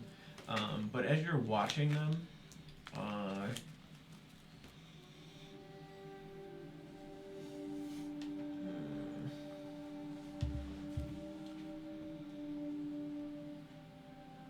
it seems to be second nature to them, and it doesn't appear to be something that they are keen on, like, just hiding. You see as they're kind of traveling about, there is maybe like 3 of them that have on like a green sash. It's kind of like a deepish green one that has like a little bit of fluorescence to the sash itself. You watch the 3 of them, like, as you guys are moving about, the path that they've kind of like taken, the three of them are at the front. At least up toward the front. Like they're not in the back by any means, but what I'm trying to kind of get at is as you're looking at them, you can see every now and then they get off the back of the beetle and kind of like brush their hand across the ground in a way to where like they start to point and head the rest of the party in that direction. Almost as if they are leading the way by some sort of means, by when they kind of feel at the ground in a way. You see a couple of them that have the blue sash, reaching their hand over the side of like where the large water skin is next to their beetle. You watch the water actually come up from the skin toward their hand, and then you watch it kind of go across their body in a way to like almost cool them off, as if they're just pulling the water up and bending it to their will in some sort of a way. The night previous, many of you would have seen little like blips of fire around where they were, just assuming they were campfires. Now that you're traveling though, and like in this direction, you can see the individual that you were kind of like speaking with mostly and talking to. He kind of has his hand up next to him, and he's like flicking his finger every now and then, and you watch every time he does that, there's like this little bit of flame that like twirls up from it and then kind of goes out, and he just kind of like keeps doing it and like throwing it, and you can watch this little flame like flick outward. You watch as some of them that have that kind of light gray sash, it doesn't, like, there's a little bit of sand and stuff that's getting blown up from like the ground, and there's like this little bit of wind. Many of them you can see are just subconsciously doing it, and you only notice it because when you're like kind of putting your hand up to cover your face every now and then from the wind, they seem to just be sitting there, and you can see up towards their face. It just looks like all of that sand is just being pushed across the front of them and not actually making any sort of contact with their body, as though they're pushing it away with some sort of wind. It's pretty obvious that many of them have some sort of affinity with elemental magic in a way. It doesn't seem like super strong, but it's at least there, and they all seem to have their own specific ability or affinity to it. They don't seem to be like doing it to like show off or anything. It just seems like so ingrained in their day-to-day life or part of their being that they're just doing it at will normally.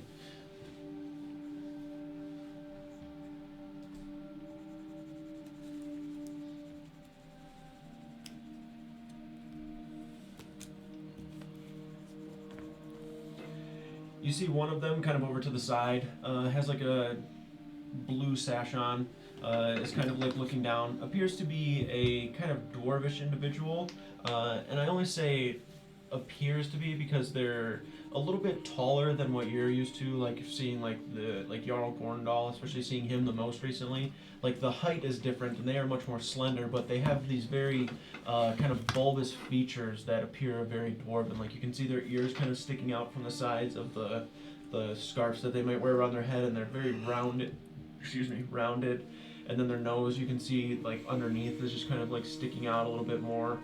You can see a little bit of hair coming from the bottom, as though like, you know, like a dwarven beard almost sticking through the cloth underneath. You hear as he's like kind of looking out, I would say probably toward you, Loktash, you hear him, "Hey, Viking. He reaches down into the sash where the food that he kind of has is, and like tosses over towards you. It's probably like a good, 8 or so feet by the time he kind of like walks over with the beetle, and you're kind of like, oh shit. Yeah. Just kind of tosses one, and you can see this kind of bright orange berry that he like throws towards you. It's probably about the size of like a tennis ball, as he kind of chucks it over towards you. Oot. Kind of brings it up towards your mouth, and then Take like a bite out of it. take a bite, and it is just full of like this hydrating like liquid inside of it. It's not quite water.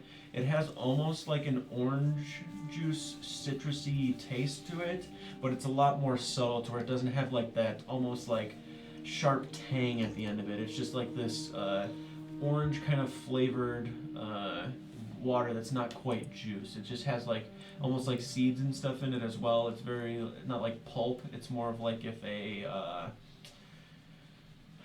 kind of like a lemon would have seeds in it. Like it has like that, but they're much softer, and it just kind of like pops and stuff inside of your mouth as you're like chewing it. Each one of those little seeds as well has some sort of that orange kind of water retained inside of it, to where it's very, very hydrating when you bite into it. And you feel like one bite of that is like drinking like a whole bottle of water almost. Like you just bite it, and it doesn't have like this overwhelming sensation of like being like delicious in any way, but the hydration of it alone almost makes it feel like it tastes better than anything else would, if that makes sense. Especially because feel like something that could be like broken up and shared, or is it kind of just like you could, but it's more or less like every time you are biting into it, you're popping some sort of membrane that's retaining water inside of it. So like each time, like you probably wouldn't be able to break it apart and like share it, but like you could bite it and like hand it off and whatever that may be. I don't know who's closest to me. Kane. Yeah. Take a bite of this. I gave it to you. I tried it. I promise you'll be good. You watch it just like go over the sides of his face, and you feel it too as it does. It's all over. It's very, very hydrating. You can taste the kind of orange, juicy, like citrusy taste that you have never experienced in your life, so it's a little odd. It feels very, very hydrating. Basically the same.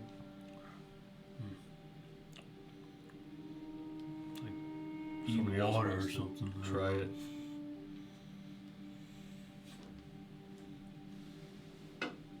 What is it? One of the guys gave it to me. I took a bite out of it. It's pretty refreshing. It's got liquid in it. I take a bite. Odd, very hydrating though. See how with those they could be out here for weeks. Yeah. You figure out where they get them from. I'm sure we'll find out.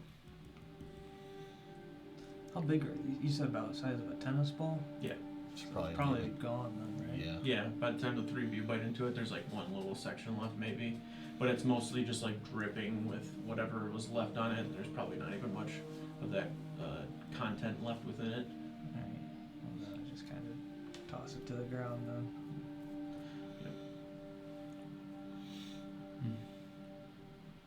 Not bad. Yeah, those would be good for out here.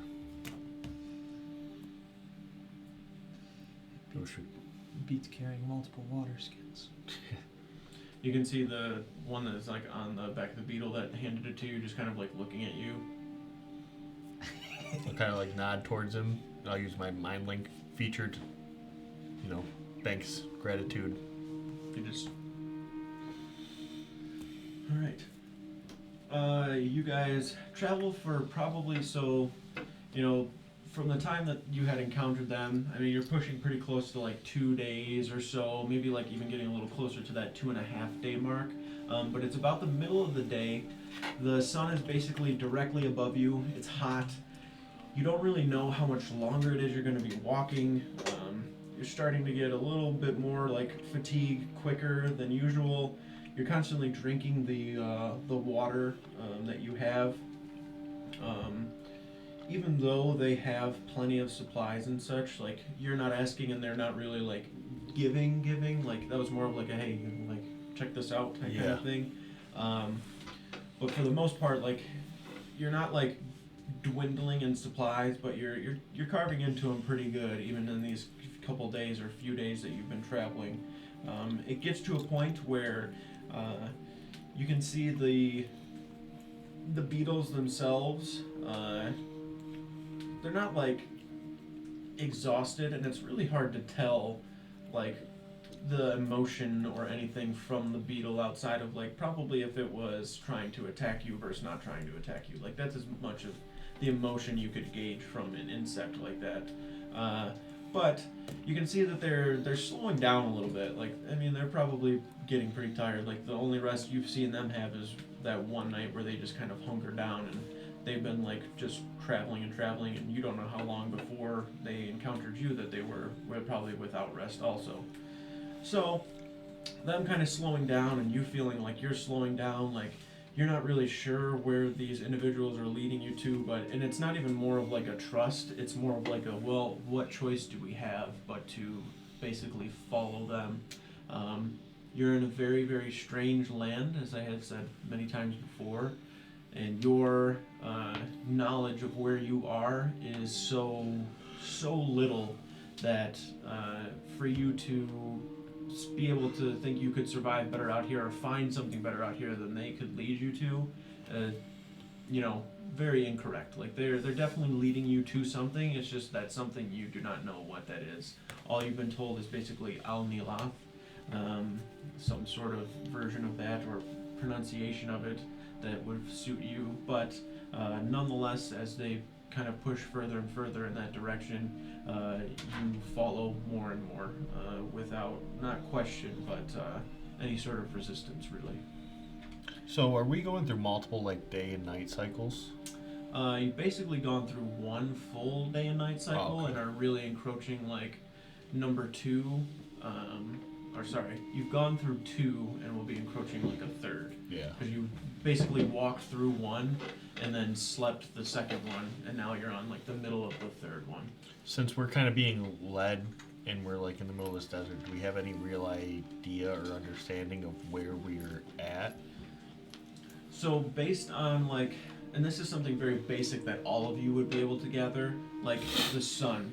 Like Okay, you can yeah. really find your bearings a lot of times with the sun.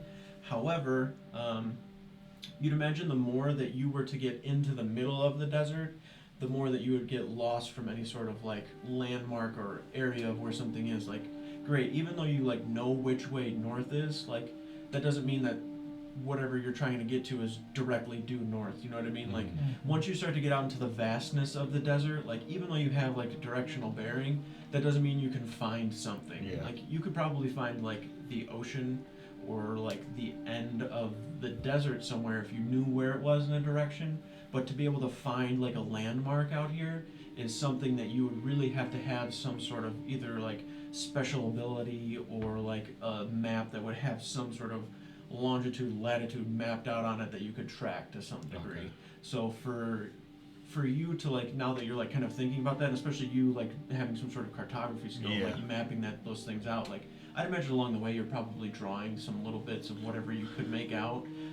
I would say we have. I know like the water up to the coast, and then Right. like from where our camp was to like the pyramids. Right. But then from like the pyramids to wherever the fuck we are now, I know we're Right. like headed north, but I guess like at some point there's going to be a gap between those two, and it's Yes. not going to be accurate Right. at the exact locations and things like that, right? So, Exactly. okay. And that's something that you realize, like, you doing that, you're usually able to map out, like, hey, like shit, if we're here, like, all we have to do is kind of travel southwest and we're going to hit this, because you can look at things like, okay, like a forest or like these hills or whatever it may be. You're just in this vast, open, sandy pit, basically. And for them to be able to have pretty good confidence in the direction that they're heading, you know that they have some sort of way of knowing where to go.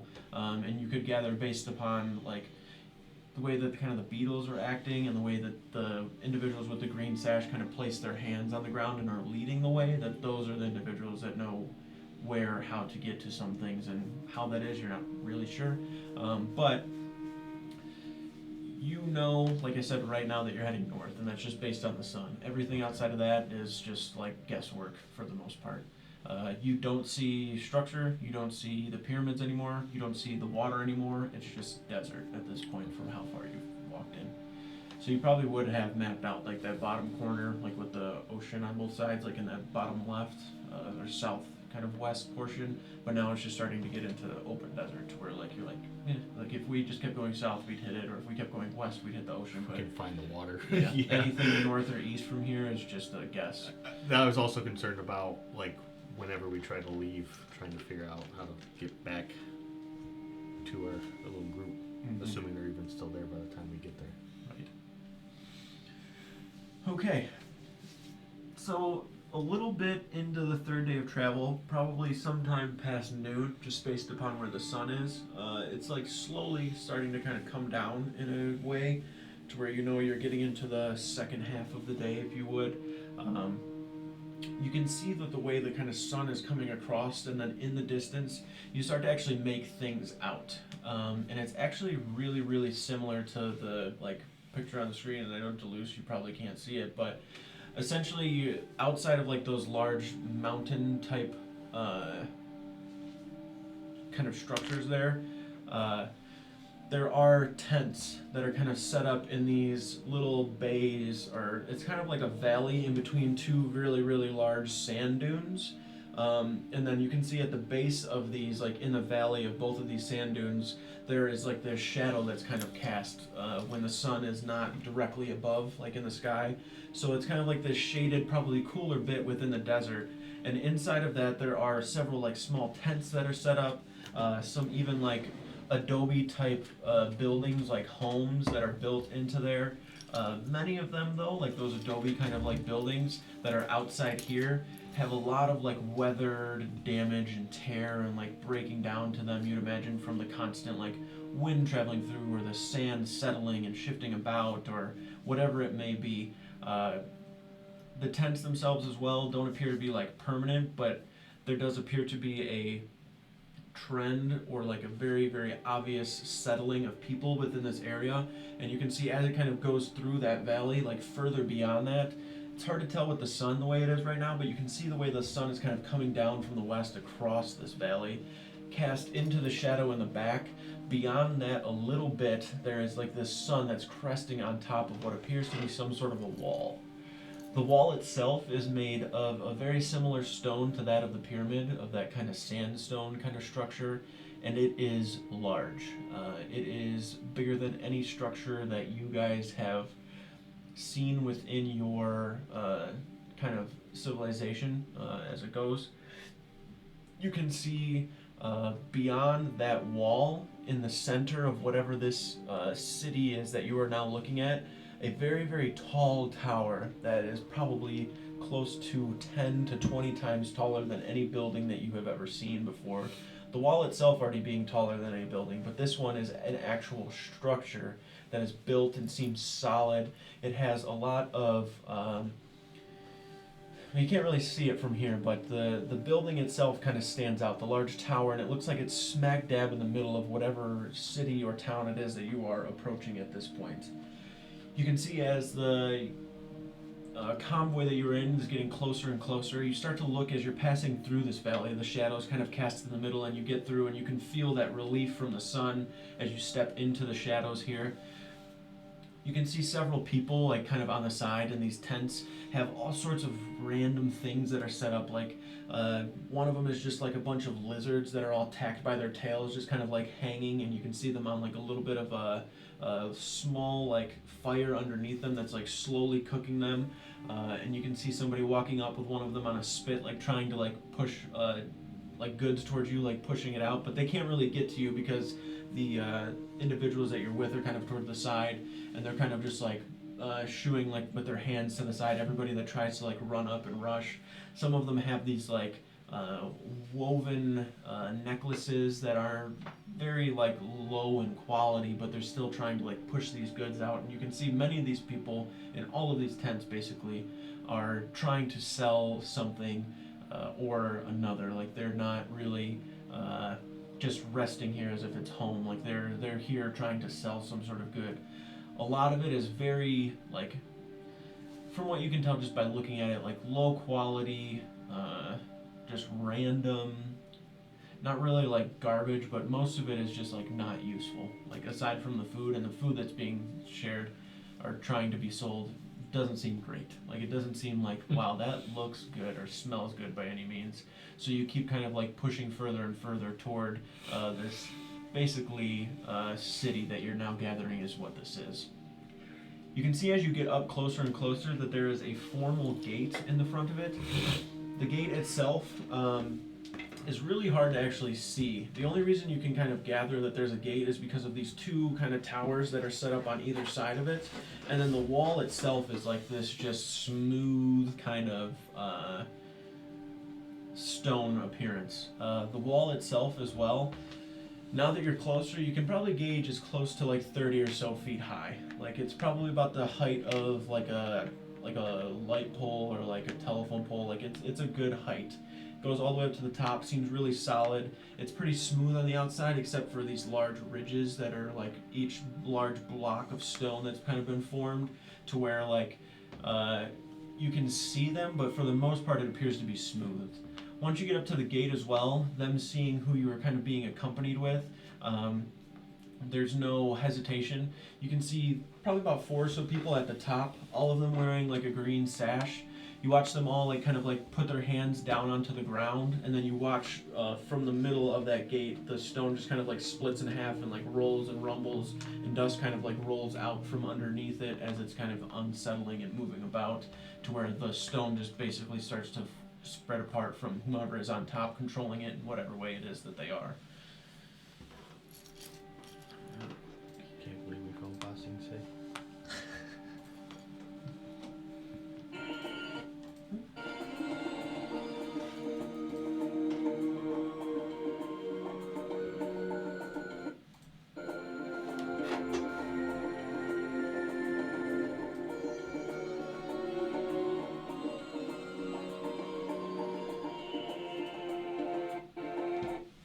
Whoa!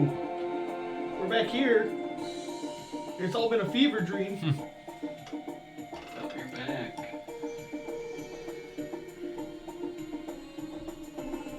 Oh! It's gonna take a minute for all this shit to load in. Do you have Tailspire open to us? No, but I'll pull it up. Pull it up. Alright. I might start bringing my laptop and using Tailspire. Do it. Did you want to show this?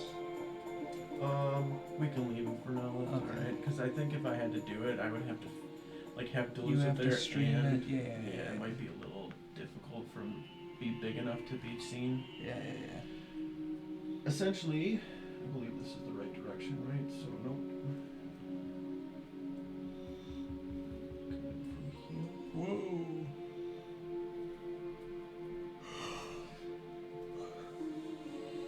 Oh, this is orientation, my bad. I can set it like this. That's my bad.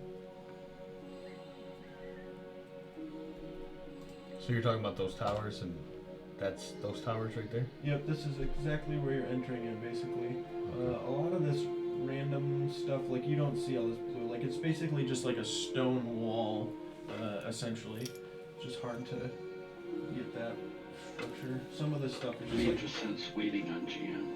dropped in. Oh yeah, I gotta pull you to this, I think.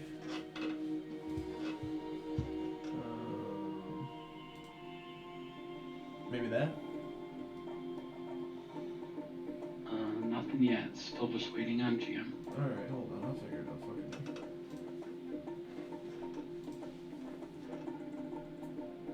Look what's happening. Whoa, this is sick. Okay, So bright. Luce's face lit up, literally.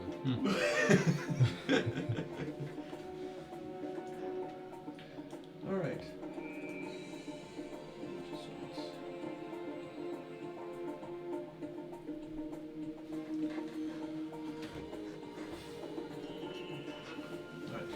We won't get like crazy into like the places within here because you're being led through this city essentially, and as you get into the city itself, you start to realize like how little your small part of the world feels, and it's a little alarming in a way. You see how many people are even here. There's constant sound that is going on around you. You can hear music from different corners of where you are. You can hear shouts going out, but you can't make out anything of what's being said because it's in a different language. There are vendors of basically just about anything that this culture probably sells or deals with on a day-to-day basis.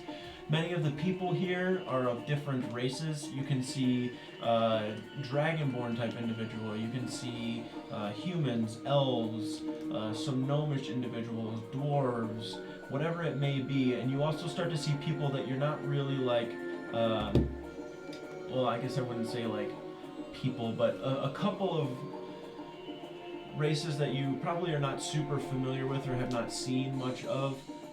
But there are some like cat-like people that are here, kind of slender-looking individuals that you don't really get much of a good look at to be able to really tell. But the diversity that is here is pretty wide. But it seems that the culture itself really brings everything into one central theme, in a way, if that makes sense. There are a lot of these vendors are basically selling many of the goods that you were seeing outside, but at a much higher and different quality than was out there. A lot of these are just formal tents that are set up, and a lot of these don't seem to be permanent by any means. Some of them might be, but most of them are not. Once you're led through the actual gate itself, you start to venture off down some sort of a path in a way. It doesn't take really long for you to get to where it is that you're heading.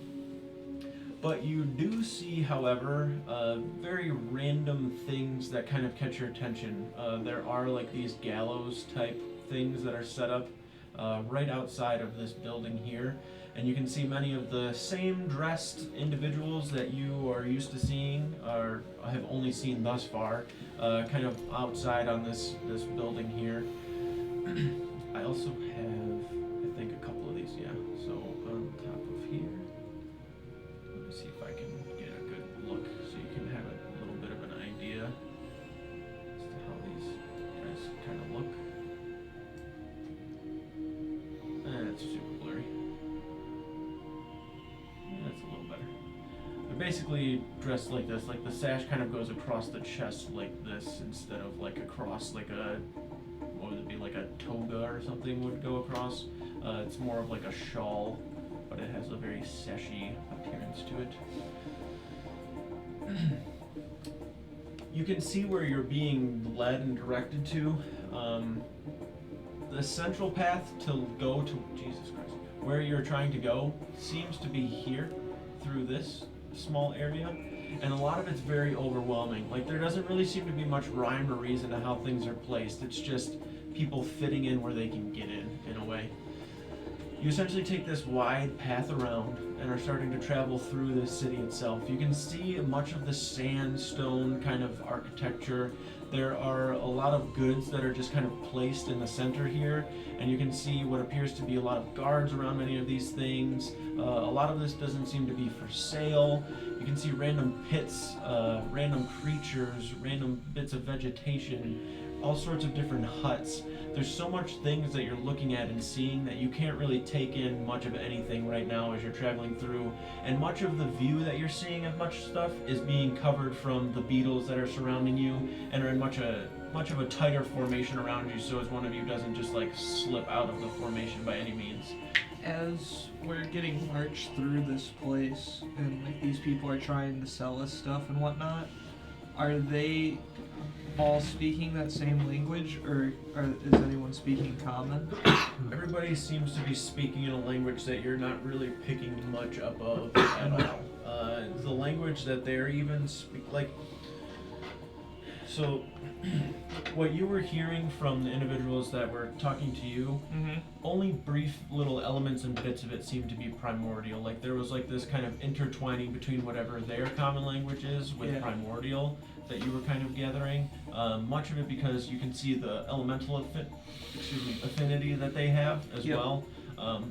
So, I guess I could put it, make an intelligence check for me, because that's a good question. 15. 15, okay.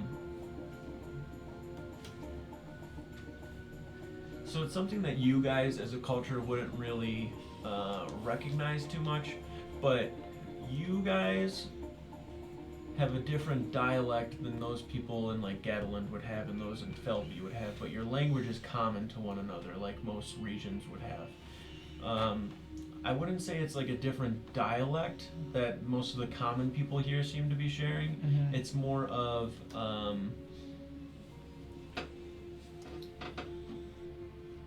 like a status type of thing. Like Okay. many of the common folks speak almost like a slang version of like a formal language that many of the people that you have encountered thus far, like these Kia Orn individuals speak, that has a little bit more of a, not really like nobility to it, but it's more. They're a higher stature, so it's like more. It's very formal yeah. the way that they speak. Yeah. And also while you're in here, nobody in here is pushing goods on you like they Oh. were outside. Okay. Everybody in here, like a lot of the talking you're hearing is amongst like the vendors or people that are, you know, up there talking to them, getting goods. There are some people every now and then that are shouting out trying to sell things, but it's never directly at somebody, it appears. Like there's a definitely nobody talking in your direction towards the individuals that are walking through, and you can see almost like as they make their way through, people are like shying away. Like Okay. they don't want to direct their attention or pull any attention from the individuals walking through right now. Right. You guys catch a lot of looks and glances though, and it's very obvious. You can see how differently dressed you are in comparison to everybody here, and even how many of you are built as individuals. Like even those of you that are not as like strong or maybe as muscular, like your physique itself like is much bulkier and you're much more stocky than many of the individuals that are here, as they are very, very thin and kind of slender and have like wiry appearances to them. Many of you, as I said, even though you are not like the really large muscular types, like they probably on average are weighing somewhere from like 140 to like 200 pounds on the heavy end. Like you guys on your lower end are like in the 185, 200 pound range, just based on like the environment you live in and how you eat and how you carry yourself in your day-to-day life. Mhm. Much of their day-to-day life, because of this culture that you can see, is much more of like a currency based. Like they're living from like money and things. Your guys is more of a survival, like very primal type of living. And it's very obvious, like once you make your way through here, like you are so far from home, and it's something that's not like years away travel or like months away travel. It's close to months away of travel, but like for this to be almost so close to home and for you to not have as much of an interaction with it as you would imagine you would, it's very, very overwhelming, and the world is like opening up immediately as you get into here, because it's so different from seeing them out in the desert where like, hey, like we're on level field right now, like if we wanted to take this somewhere. But now that you're in here and you're seeing, you know, 20, 50, 60, 100 or so of just guards that are around here, like you're realizing the enormity and like the immensity of what their force kind of is closer to. You can see as you are being brought through here, there are these. This is basically exactly how this is set up right here in this middle part. Once you are basically to here, many of the individuals that are kind of on the backs of the beetles dispersed to where like maybe there's only like 3 or 4 individuals that are left. One of them being the ones that was originally talking to you, have dismounted from the backs of the beetles, and they're kind of tucked into these little, like you can see stables in a way, like out in the front. Can you see like what, like Deleuze, when I'm like moving around, is it showing you how I'm moving around or no? No, I was gonna say I can't really see where you're at. Okay. Maybe if you put down like a mini over by where you're at. Yeah, I could probably drop like a marker, maybe. There might even be a way to just like pull you. Oh, you might be able to. I don't know. What are the things on the top of the screen?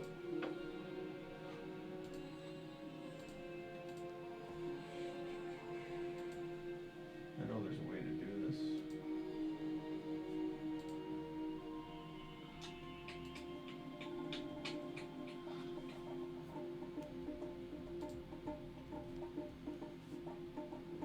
What are these? It said player restriction. Oh no, it just says show board list. Never mind.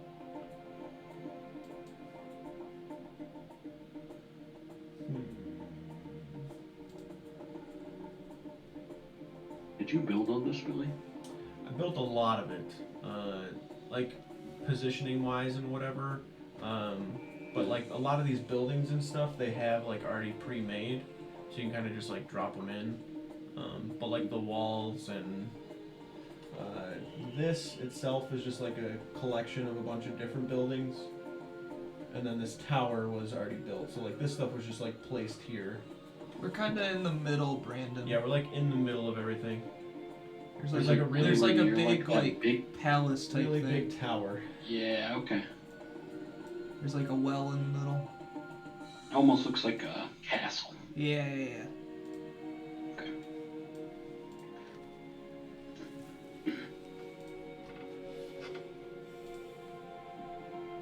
Yeah, I can see a mini there.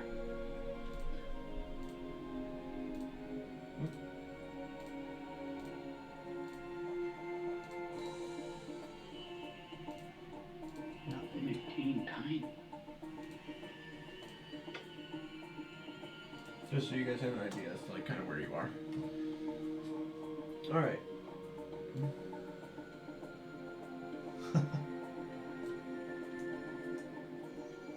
Those beetles get up the steps. They're in the there's little stables right outside of So the like bottom. at the bottom of those steps, Oh, like I left or right, see, I there's little see. stables that they get placed in. All right. So are you able to like zoom out to where you can kind of see the tower itself? Mm-hmm. All right, yeah. So that's basically like the building that you're looking at, like looking up at it. Like it's close to like 100 or so feet, probably closer to even higher than that distance tall. The individuals that are with you are kind of like leading you into there. They kind of point in. The one that's standing, he's kind of probably like maybe like a step or so above you. Once they've kind of got down from the beetles, and there's only like 4 of them left, there's 2 standing behind you, and then 2 in front that are kind of leading up the steps. Once they're kind of getting to here, you can see they still have not made you like surrender any weapons. They haven't asked you for anything. They're not really being like super invasive, but they are still like on guard. And you can see there's much more than just like the 4 of them left around you. Like there are many guards that are just around this tower that's here in the middle. The one kind of gestures out towards you. Utavastisa, Al-Nilath. He kind of points out across the entirety of everything. Tuvuasa, Sierra Kuthgatala. Is. And he just kind of points over towards you and starts gesturing for you to follow. As he gestures for you to kind of follow him, the 2 of them leading the charge, one of them having like a kind of light gray sash while the other is in the kind of orangish red that you have. And then the 2 behind you both also have like orangish red sashes. It all appears to be pretty random. None of them appear to have any sort of like captain or leader type role within their group. There's no different markings or emblems. The sashes originally seemed like they could be signifying of some sort of rank or something, but it just appears to be something to do with the elemental affinity that they seem to possess. That's been very obvious to you by how they carry themselves and go throughout their business. Are there any distinctions on the sashes? Just the colors, Like, that's are it. any more ornate? Nope, just the colors, that's the only difference. Oh, okay.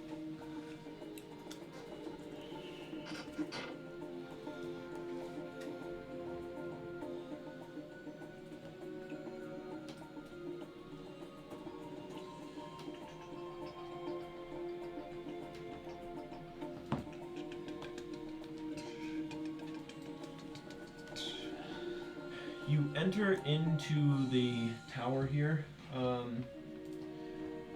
way that you also go in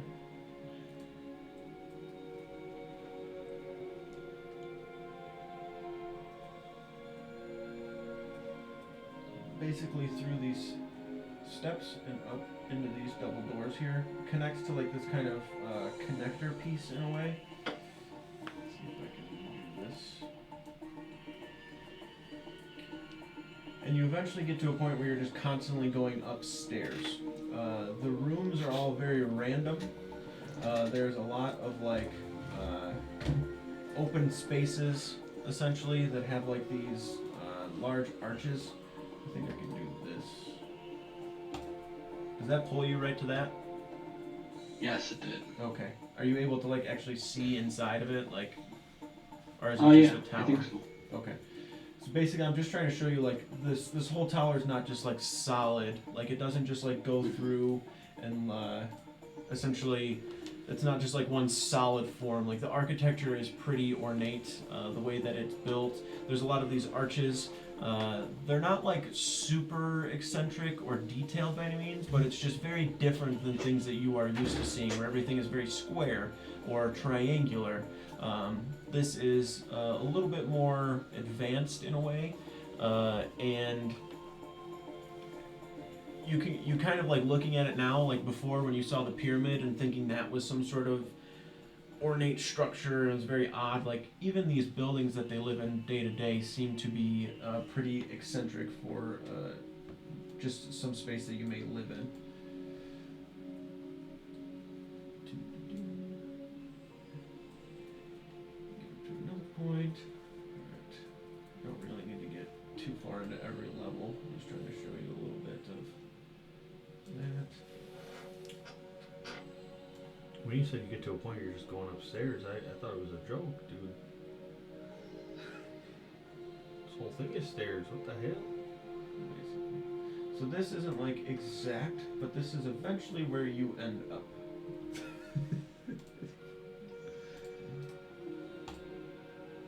That bring you up to the top? Just about, yeah. Okay.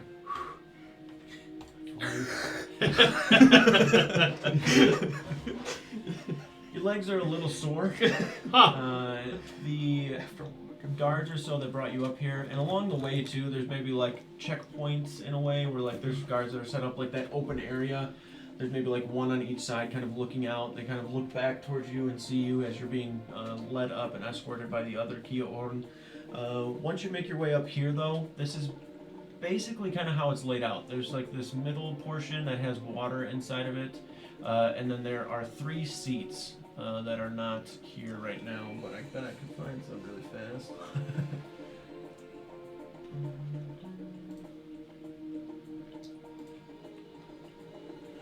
Bro, your pisses in the fountain.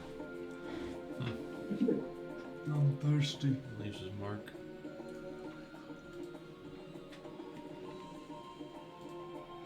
Fuck, hopefully there were chairs here, and I'm like going over them or something. They're stupid. clipped together.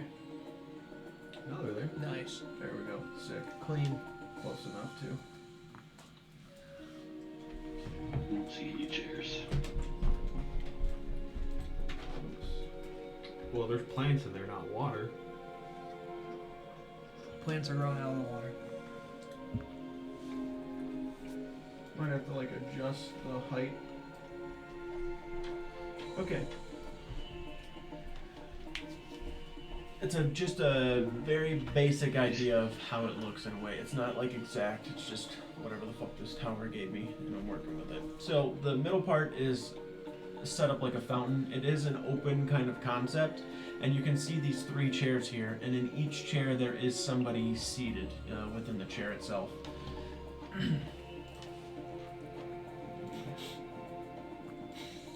I saw you like eye them for a second. Like, do I want more? I don't. That's how I feel about these fucking things, dude. No more after this. Yeah. No more after this. I swear. Okay. Mm.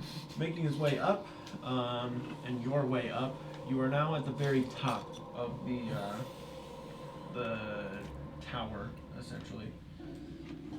This is not what I wanted. This is way too creepy. Guys, if we need to make a quick escape, I can feather fall us. All of us? Yeah, Great. up to 6 people. Okay. I was gonna say if we have to, we can leave Boar behind. That's crazy. He'll He's a ride or die.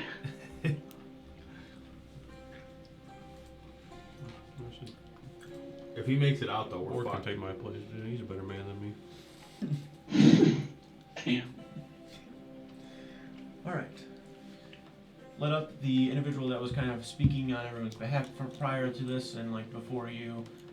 He gestures out to the three individuals. After though, like when he first makes his way up, he almost makes like an L with his body, with like how he puts his hand up and then like leans forward to almost bow in a way to them. And you watch the other individual with him and the two behind you do the same basically. As he does that, they all four kind of stand up, and then he gestures out, Kus Katala, as he goes toward them, kind of walking around to the other side of the pillar. Back and forth, communicating to one another in language that you do not understand, gesturing back toward you a few times. Tura is a Viking. And then he kind of like points back. You can see the three individuals seated out in front of you two. All three of the chairs seem to be of equal height, and you can actually see. Oh shit! I fucked it all up. There should be 4 seats. I'm not messing with this right now, but there should be 4 chairs, and then there's like a gap here. So like chair, chair, chair, chair. If anybody needs me to fix it so you can imagine it, I will do so. But as long as you can use your imagination, that is good.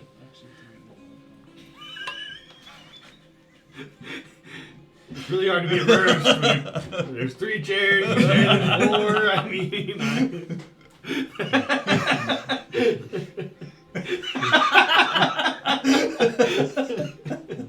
Now there's only 2. Stuff's just disappearing on his head. Now there's 2 again.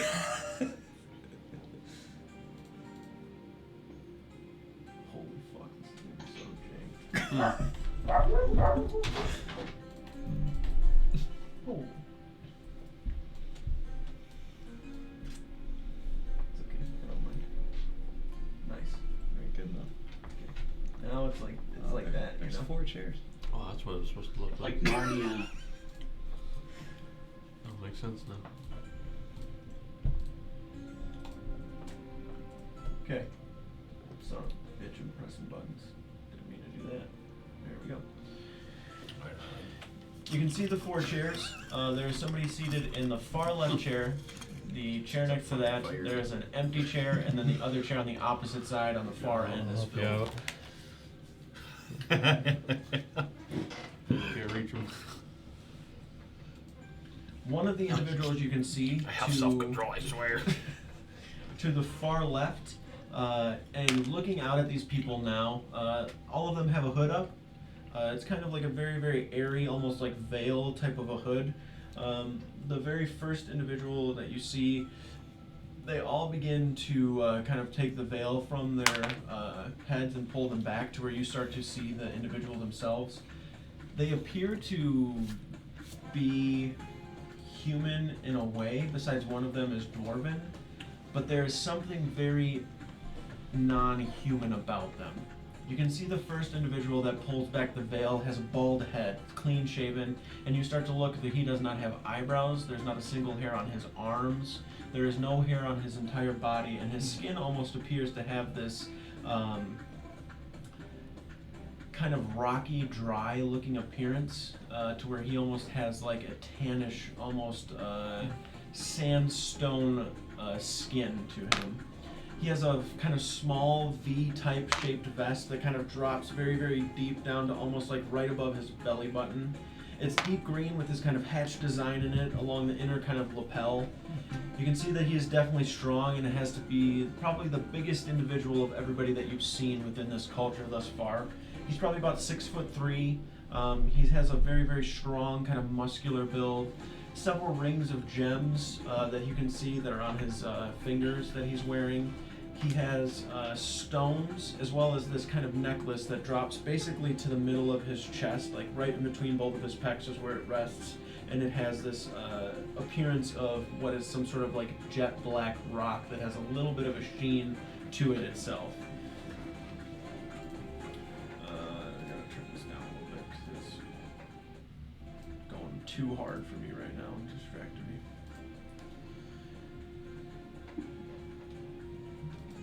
The next individual that you see seated next to him, as they pull the veil back, appears to be older. And you can just tell by the appearance of their skin is kind of leathery looking in a way. He's about 5'4", dwarven appearing, slim, much slimmer than most dwarves that you're used to seeing. He has a long braided ponytail that probably goes to like the center of his back. He has this like Fu Manchu kind of style mustache that goes probably almost down to the top part of his chest. His hair is kind of salt and peppered. He has a orange robe on with this kind of light kind of red sash. Should have said blue. You can see as he's looking towards you, he just has this little bit of a grin, and he's holding in one hand what appears to be some sort of a kind of gnarled stone staff in a way, but it has a kind of burnt appearance onto the sides of the stone, like almost like soot marks in a way that he's like leaning onto, and you can tell by the way that his posture is that he is much, much older. The next individual that you see, so basically you see 1, 2 seated with each other, a blank seat between the two on the one side, and then on the far end on the other, very young appearing individual. He has average build, he's about 5'9". You can see his hair is like very wispy and kind of white, and it just kind of seems to be naturally like flowing on its own in a way.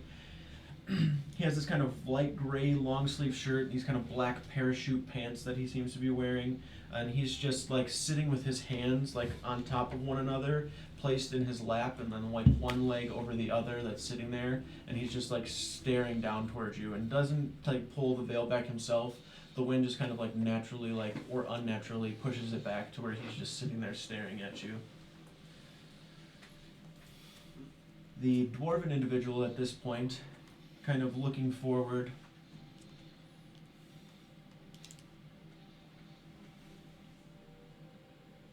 Viking? He kind of like points to each one of you. Viking, Viking, Viking, Viking, Viking, Viking, Viking. Najir al-Boer. He kind of points towards his chest. Kayortso, Which one of the guys said that? the dwarven Sorry. individual.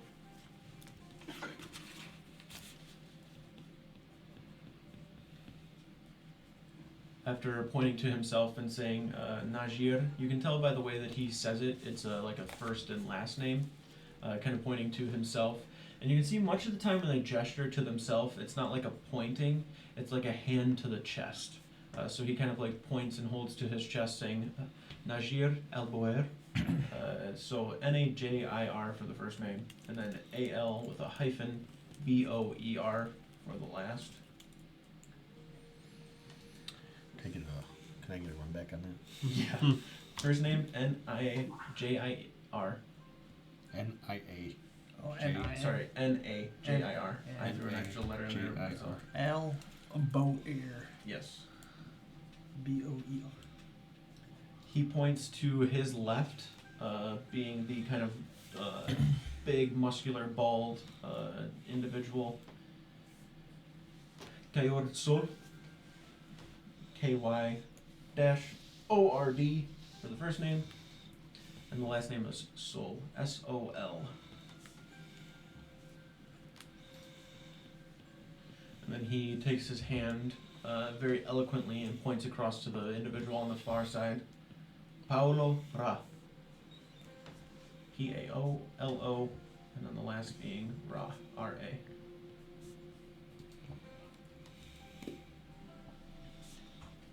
Are both humans? The individual speaking right now appears to be like dwarven, but the other two have a very humanoid appearance to them, but they are kind of, I don't want to say like supernatural, but they have very, very strong elemental appearances to them in a way, to where they're not like just human, there's something else.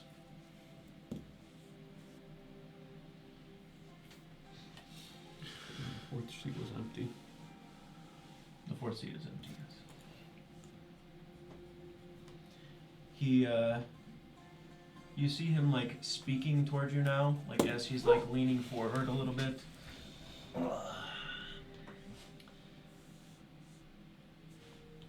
Itu Ravadast. And then he kind of leans back again. Ruk Arstas. And you can see that he's speaking in like 2 different languages as he begins to like try and speak. And he's like towards you, like, Don't understand. ah, you are from the far, far, far west, I'm assuming then. I didn't think it was that far west, but yes. It is a west I have not been. Your language to me is very exotic and strange. I do not understand too much of it, but understand enough to communicate. If did not understand, Najir, Kayord, and Paulo. Yeah, okay. We are Kuthgatala, the Gleaming Council. Gleaming Council.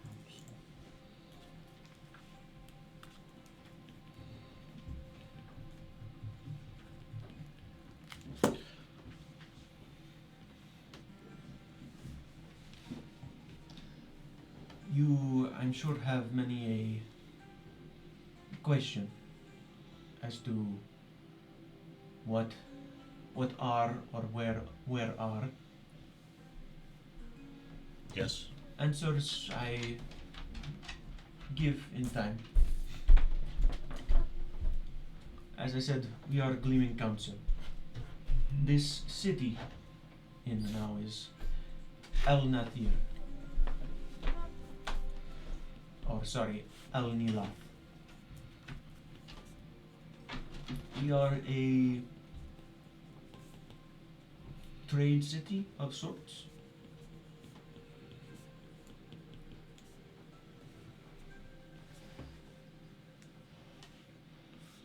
We mean you no harm. And I believe we happened upon you just by mistake. You see, there is a way of our culture for there to be a place of burial for those of us whom were important to our culture. Pyramids that we create.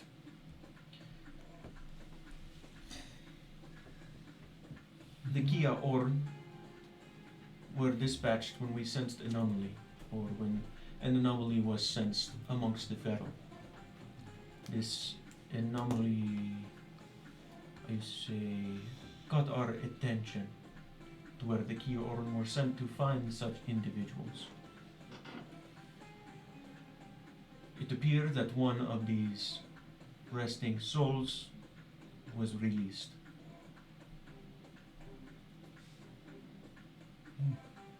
As I say, mostly coincidence, I'm sure.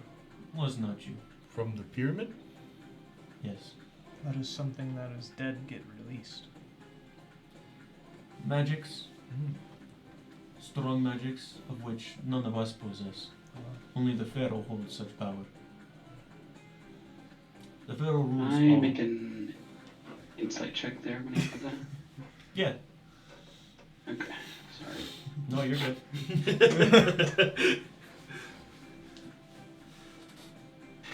Only a 4. Damn. Seems very truthful in everything he's saying.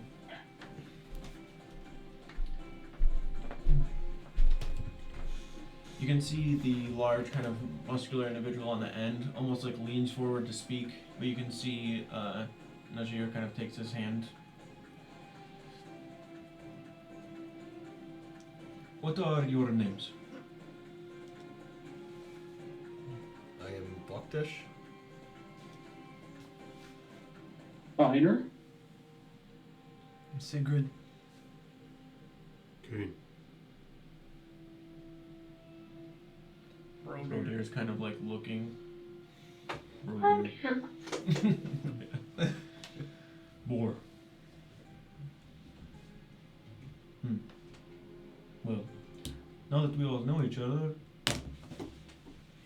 you are here with unknown intentions. What may those be? Well, we were sent on a exploration voyage from our leader. We Your leader. Yes, we have someone who heads our village. Who is this leader? We call him a Jarl. Jarl.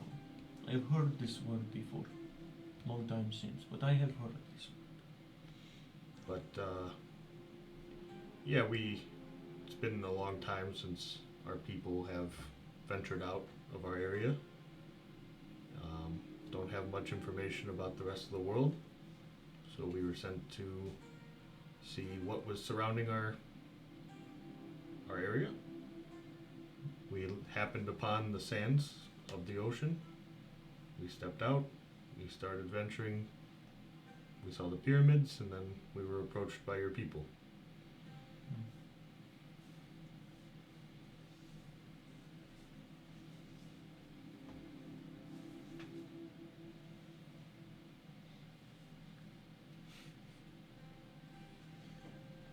You all appear to be strong, capable individuals. Well, where we grow up, you have to. I have only ever heard stories of anything west of here. There is much that separates us from you, not anything of culture or being, but physical barriers. Oceans, rivers, forests, mountains.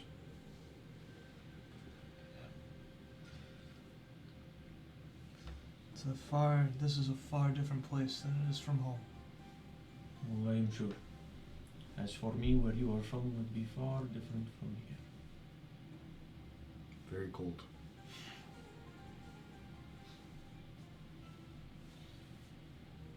The bald individual kind of speaking up now at this point, as he sees an opportunity to do so.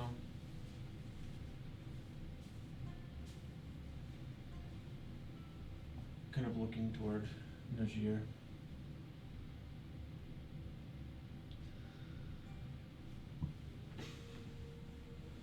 Iverdos. Iklan dos. Najir just kind of like shakes his head and then points his hand down. You see, Kai Ord here has asked if we are going to kill you or not.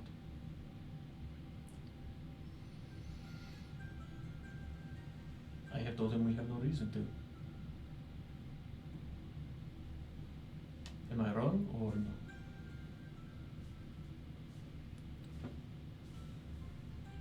If you want us to leave, we'll leave. No, you are more than welcome here. That is if you are guests and not enemies. We have no ill intent. It's very obvious. I can see this. You all appear to have very kind faces. So he kind of stares at Kane. Some of us are unsettled. I understand. Most of us have never left our home before, and getting approached by your people in a strange place and kind of, it didn't feel forced, but guided here. Bugs. The beetles, it's been an experience. I understand. I do. You are in a strange place, strange people. Is there a lot of like, valuables up here? Like lots of riches? Mm-hmm. Most everything appears to be like ornate, but there's no like gold or gems or anything really aside from anything that they may be wearing themselves.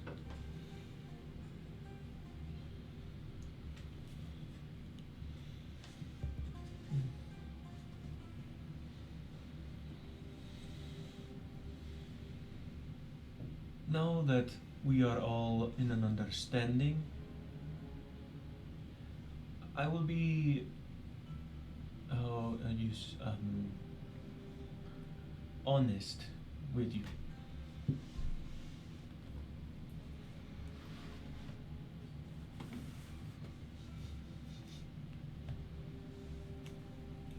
done this before. It is not something I believe in this, it's a coincidence. I have no proof of such, but if I were to guess, I would say you have been within pyramids, at least seen part of them. Now, I do not know if it is you who has disturbed or been within them fully to explore whatever it is maybe inside, or done anything within them that may be ill in our eyes. But it is what it is. It is what it is. I didn't know you were chill like that. Hey, just And I will say to you that it is in the past, whatever it was, and however soon it may have been. I do not wish to begin ill relationships with you or your peoples. I am sure that you did not come here alone, and I know for sure that people do not survive just out in the desert roaming. So I'm assuming that you have somewhere that you are set up. Camp. If I were to guess, if you came from the ocean, the first place I would be is on the shore. I am old. I have been along and around for a very extended period of time. With this age comes wisdom, and with it also comes a patience, but with that patience there is also impatience. I know when I need to be patient and when I do not need to be. And when it comes to this, we can be upfront with each other. We can speak freely.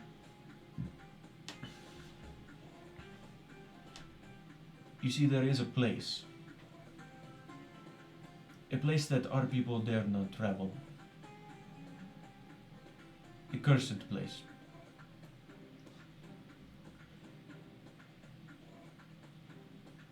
Our people, by culture, cannot step foot within. But, for you who do not believe in such things, of this cursed place, because your culture does not say it so, I'd say if there were things that you had that you did not want to part with, and possibly even more of these things that you may have that you would want more of, for the right amount of these things again, which you may want, but you do not have, may be so inclined to help in a way if you were asked to do so. For if you were to say no, probably these things that you did have, you would no longer have, as well as maybe some other things. How can we help? Very good.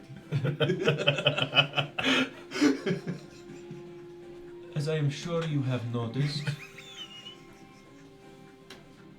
there are 4 chairs that are seated upon this tower, 3 of which are full,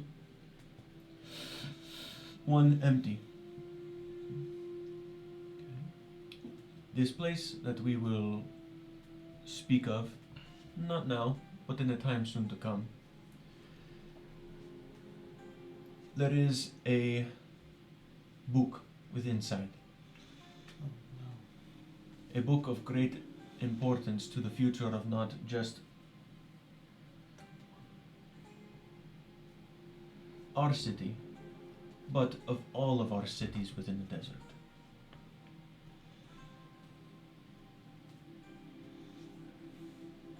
You are within the Amatalan Desert, a place very old, and a place once of greenery and water.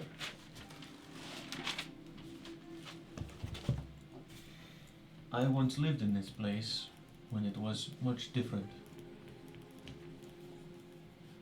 Lush tropical forests rainfalls, waters, life flowing. But the history of our place may bore you, so I will not get too far into the details, but things not good, but Bad? yes. These bad things that happened in the far past have caused a failing and deteriorating environment for us and our peoples. One that once, when we had lived, was a land of great, flourishing life, is now slowly dwindling into that of a surviving one. Water itself is harder and harder to find. The creatures that begin to make themselves known and live within these sands,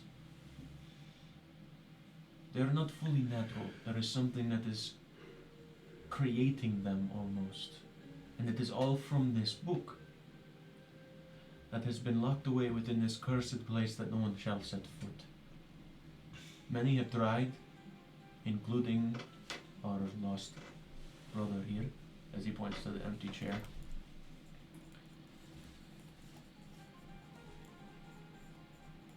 For many years, many heroes have tried to obtain this book, to reverse the curse that has been placed upon the Amatalan desert.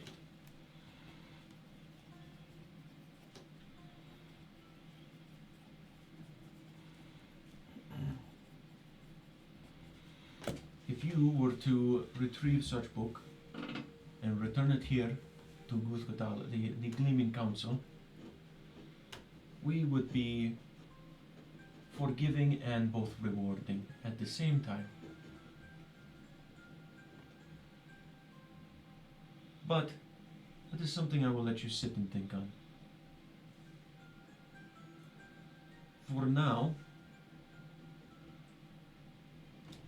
enjoy El Nalith. See what it has to offer, its peoples.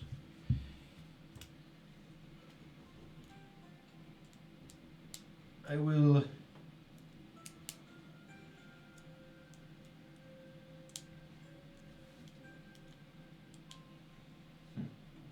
kind of looks to the other two. I will let you see it for yourself. Obviously, I do not wish for you to leave, but if you do wish to leave, those things of which you have, that you may not have, shall be returned to us prior to doing so.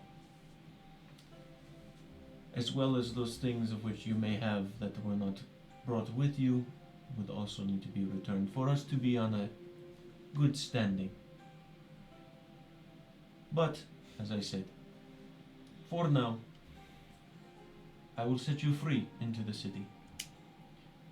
See it for what it is, its peoples, what it has to offer. And he kind of looks and gestures back and kind of shouts out, "Uta, ki orn." You see a couple of them kind of step in. I will get you some currency, enough to have at least a decent enough experience while you are here within Al-Nalith. Utuguros. He kind of takes his fingers together and like gestures them forward, kind of rubbing them a little bit. Kind of goes to the side and like pulls the pouch and then points over toward you. He kind of like takes it and hands a pouch of gold towards you. There are many different places to rest, places to drink, to eat. Some other indulgences as well. But for now, as I said, enjoy the rest of your days here in the city. And in 3 suns, we will speak once more.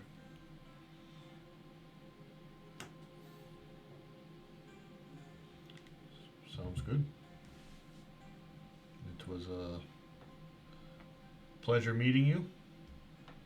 And you, And Voktash.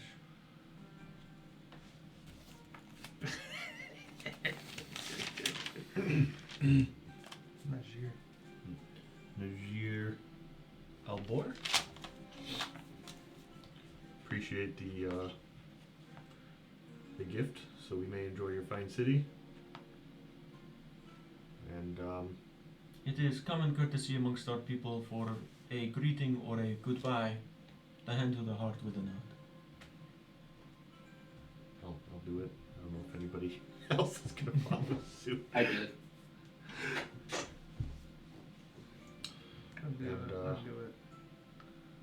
And then start backing away. Yeah, we'll see you in a few days. 3 sons, return here to the tower. We'll be expecting you. We have to find one of the Geord. You are free to do as you wish. In 3 sons, when you return, we will be waiting. They'll know to expect you.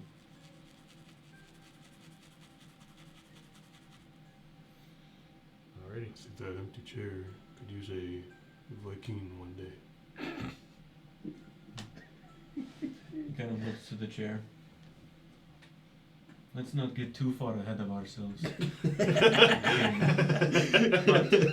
You're right. The chair is only suited for anyone capable of seating in it, whether they be Viking or what else. But I like where your head is at. He leans back and kind of grabs at the Fu Manchu and like twirls it before it falls to the sides. Go now, Vikings. Enjoy Al Nalith. I'm sorry, I didn't know. I'm gonna hang back a second. And as everybody's kind of trailing out, I'm gonna go over to Najir and just be like, so if I wanted to learn more about the history of your city, where would I go? Within this tower itself, the very, very bottom floor of it, there is an archive. You are more than welcome to it. Thank you. And I'll leave.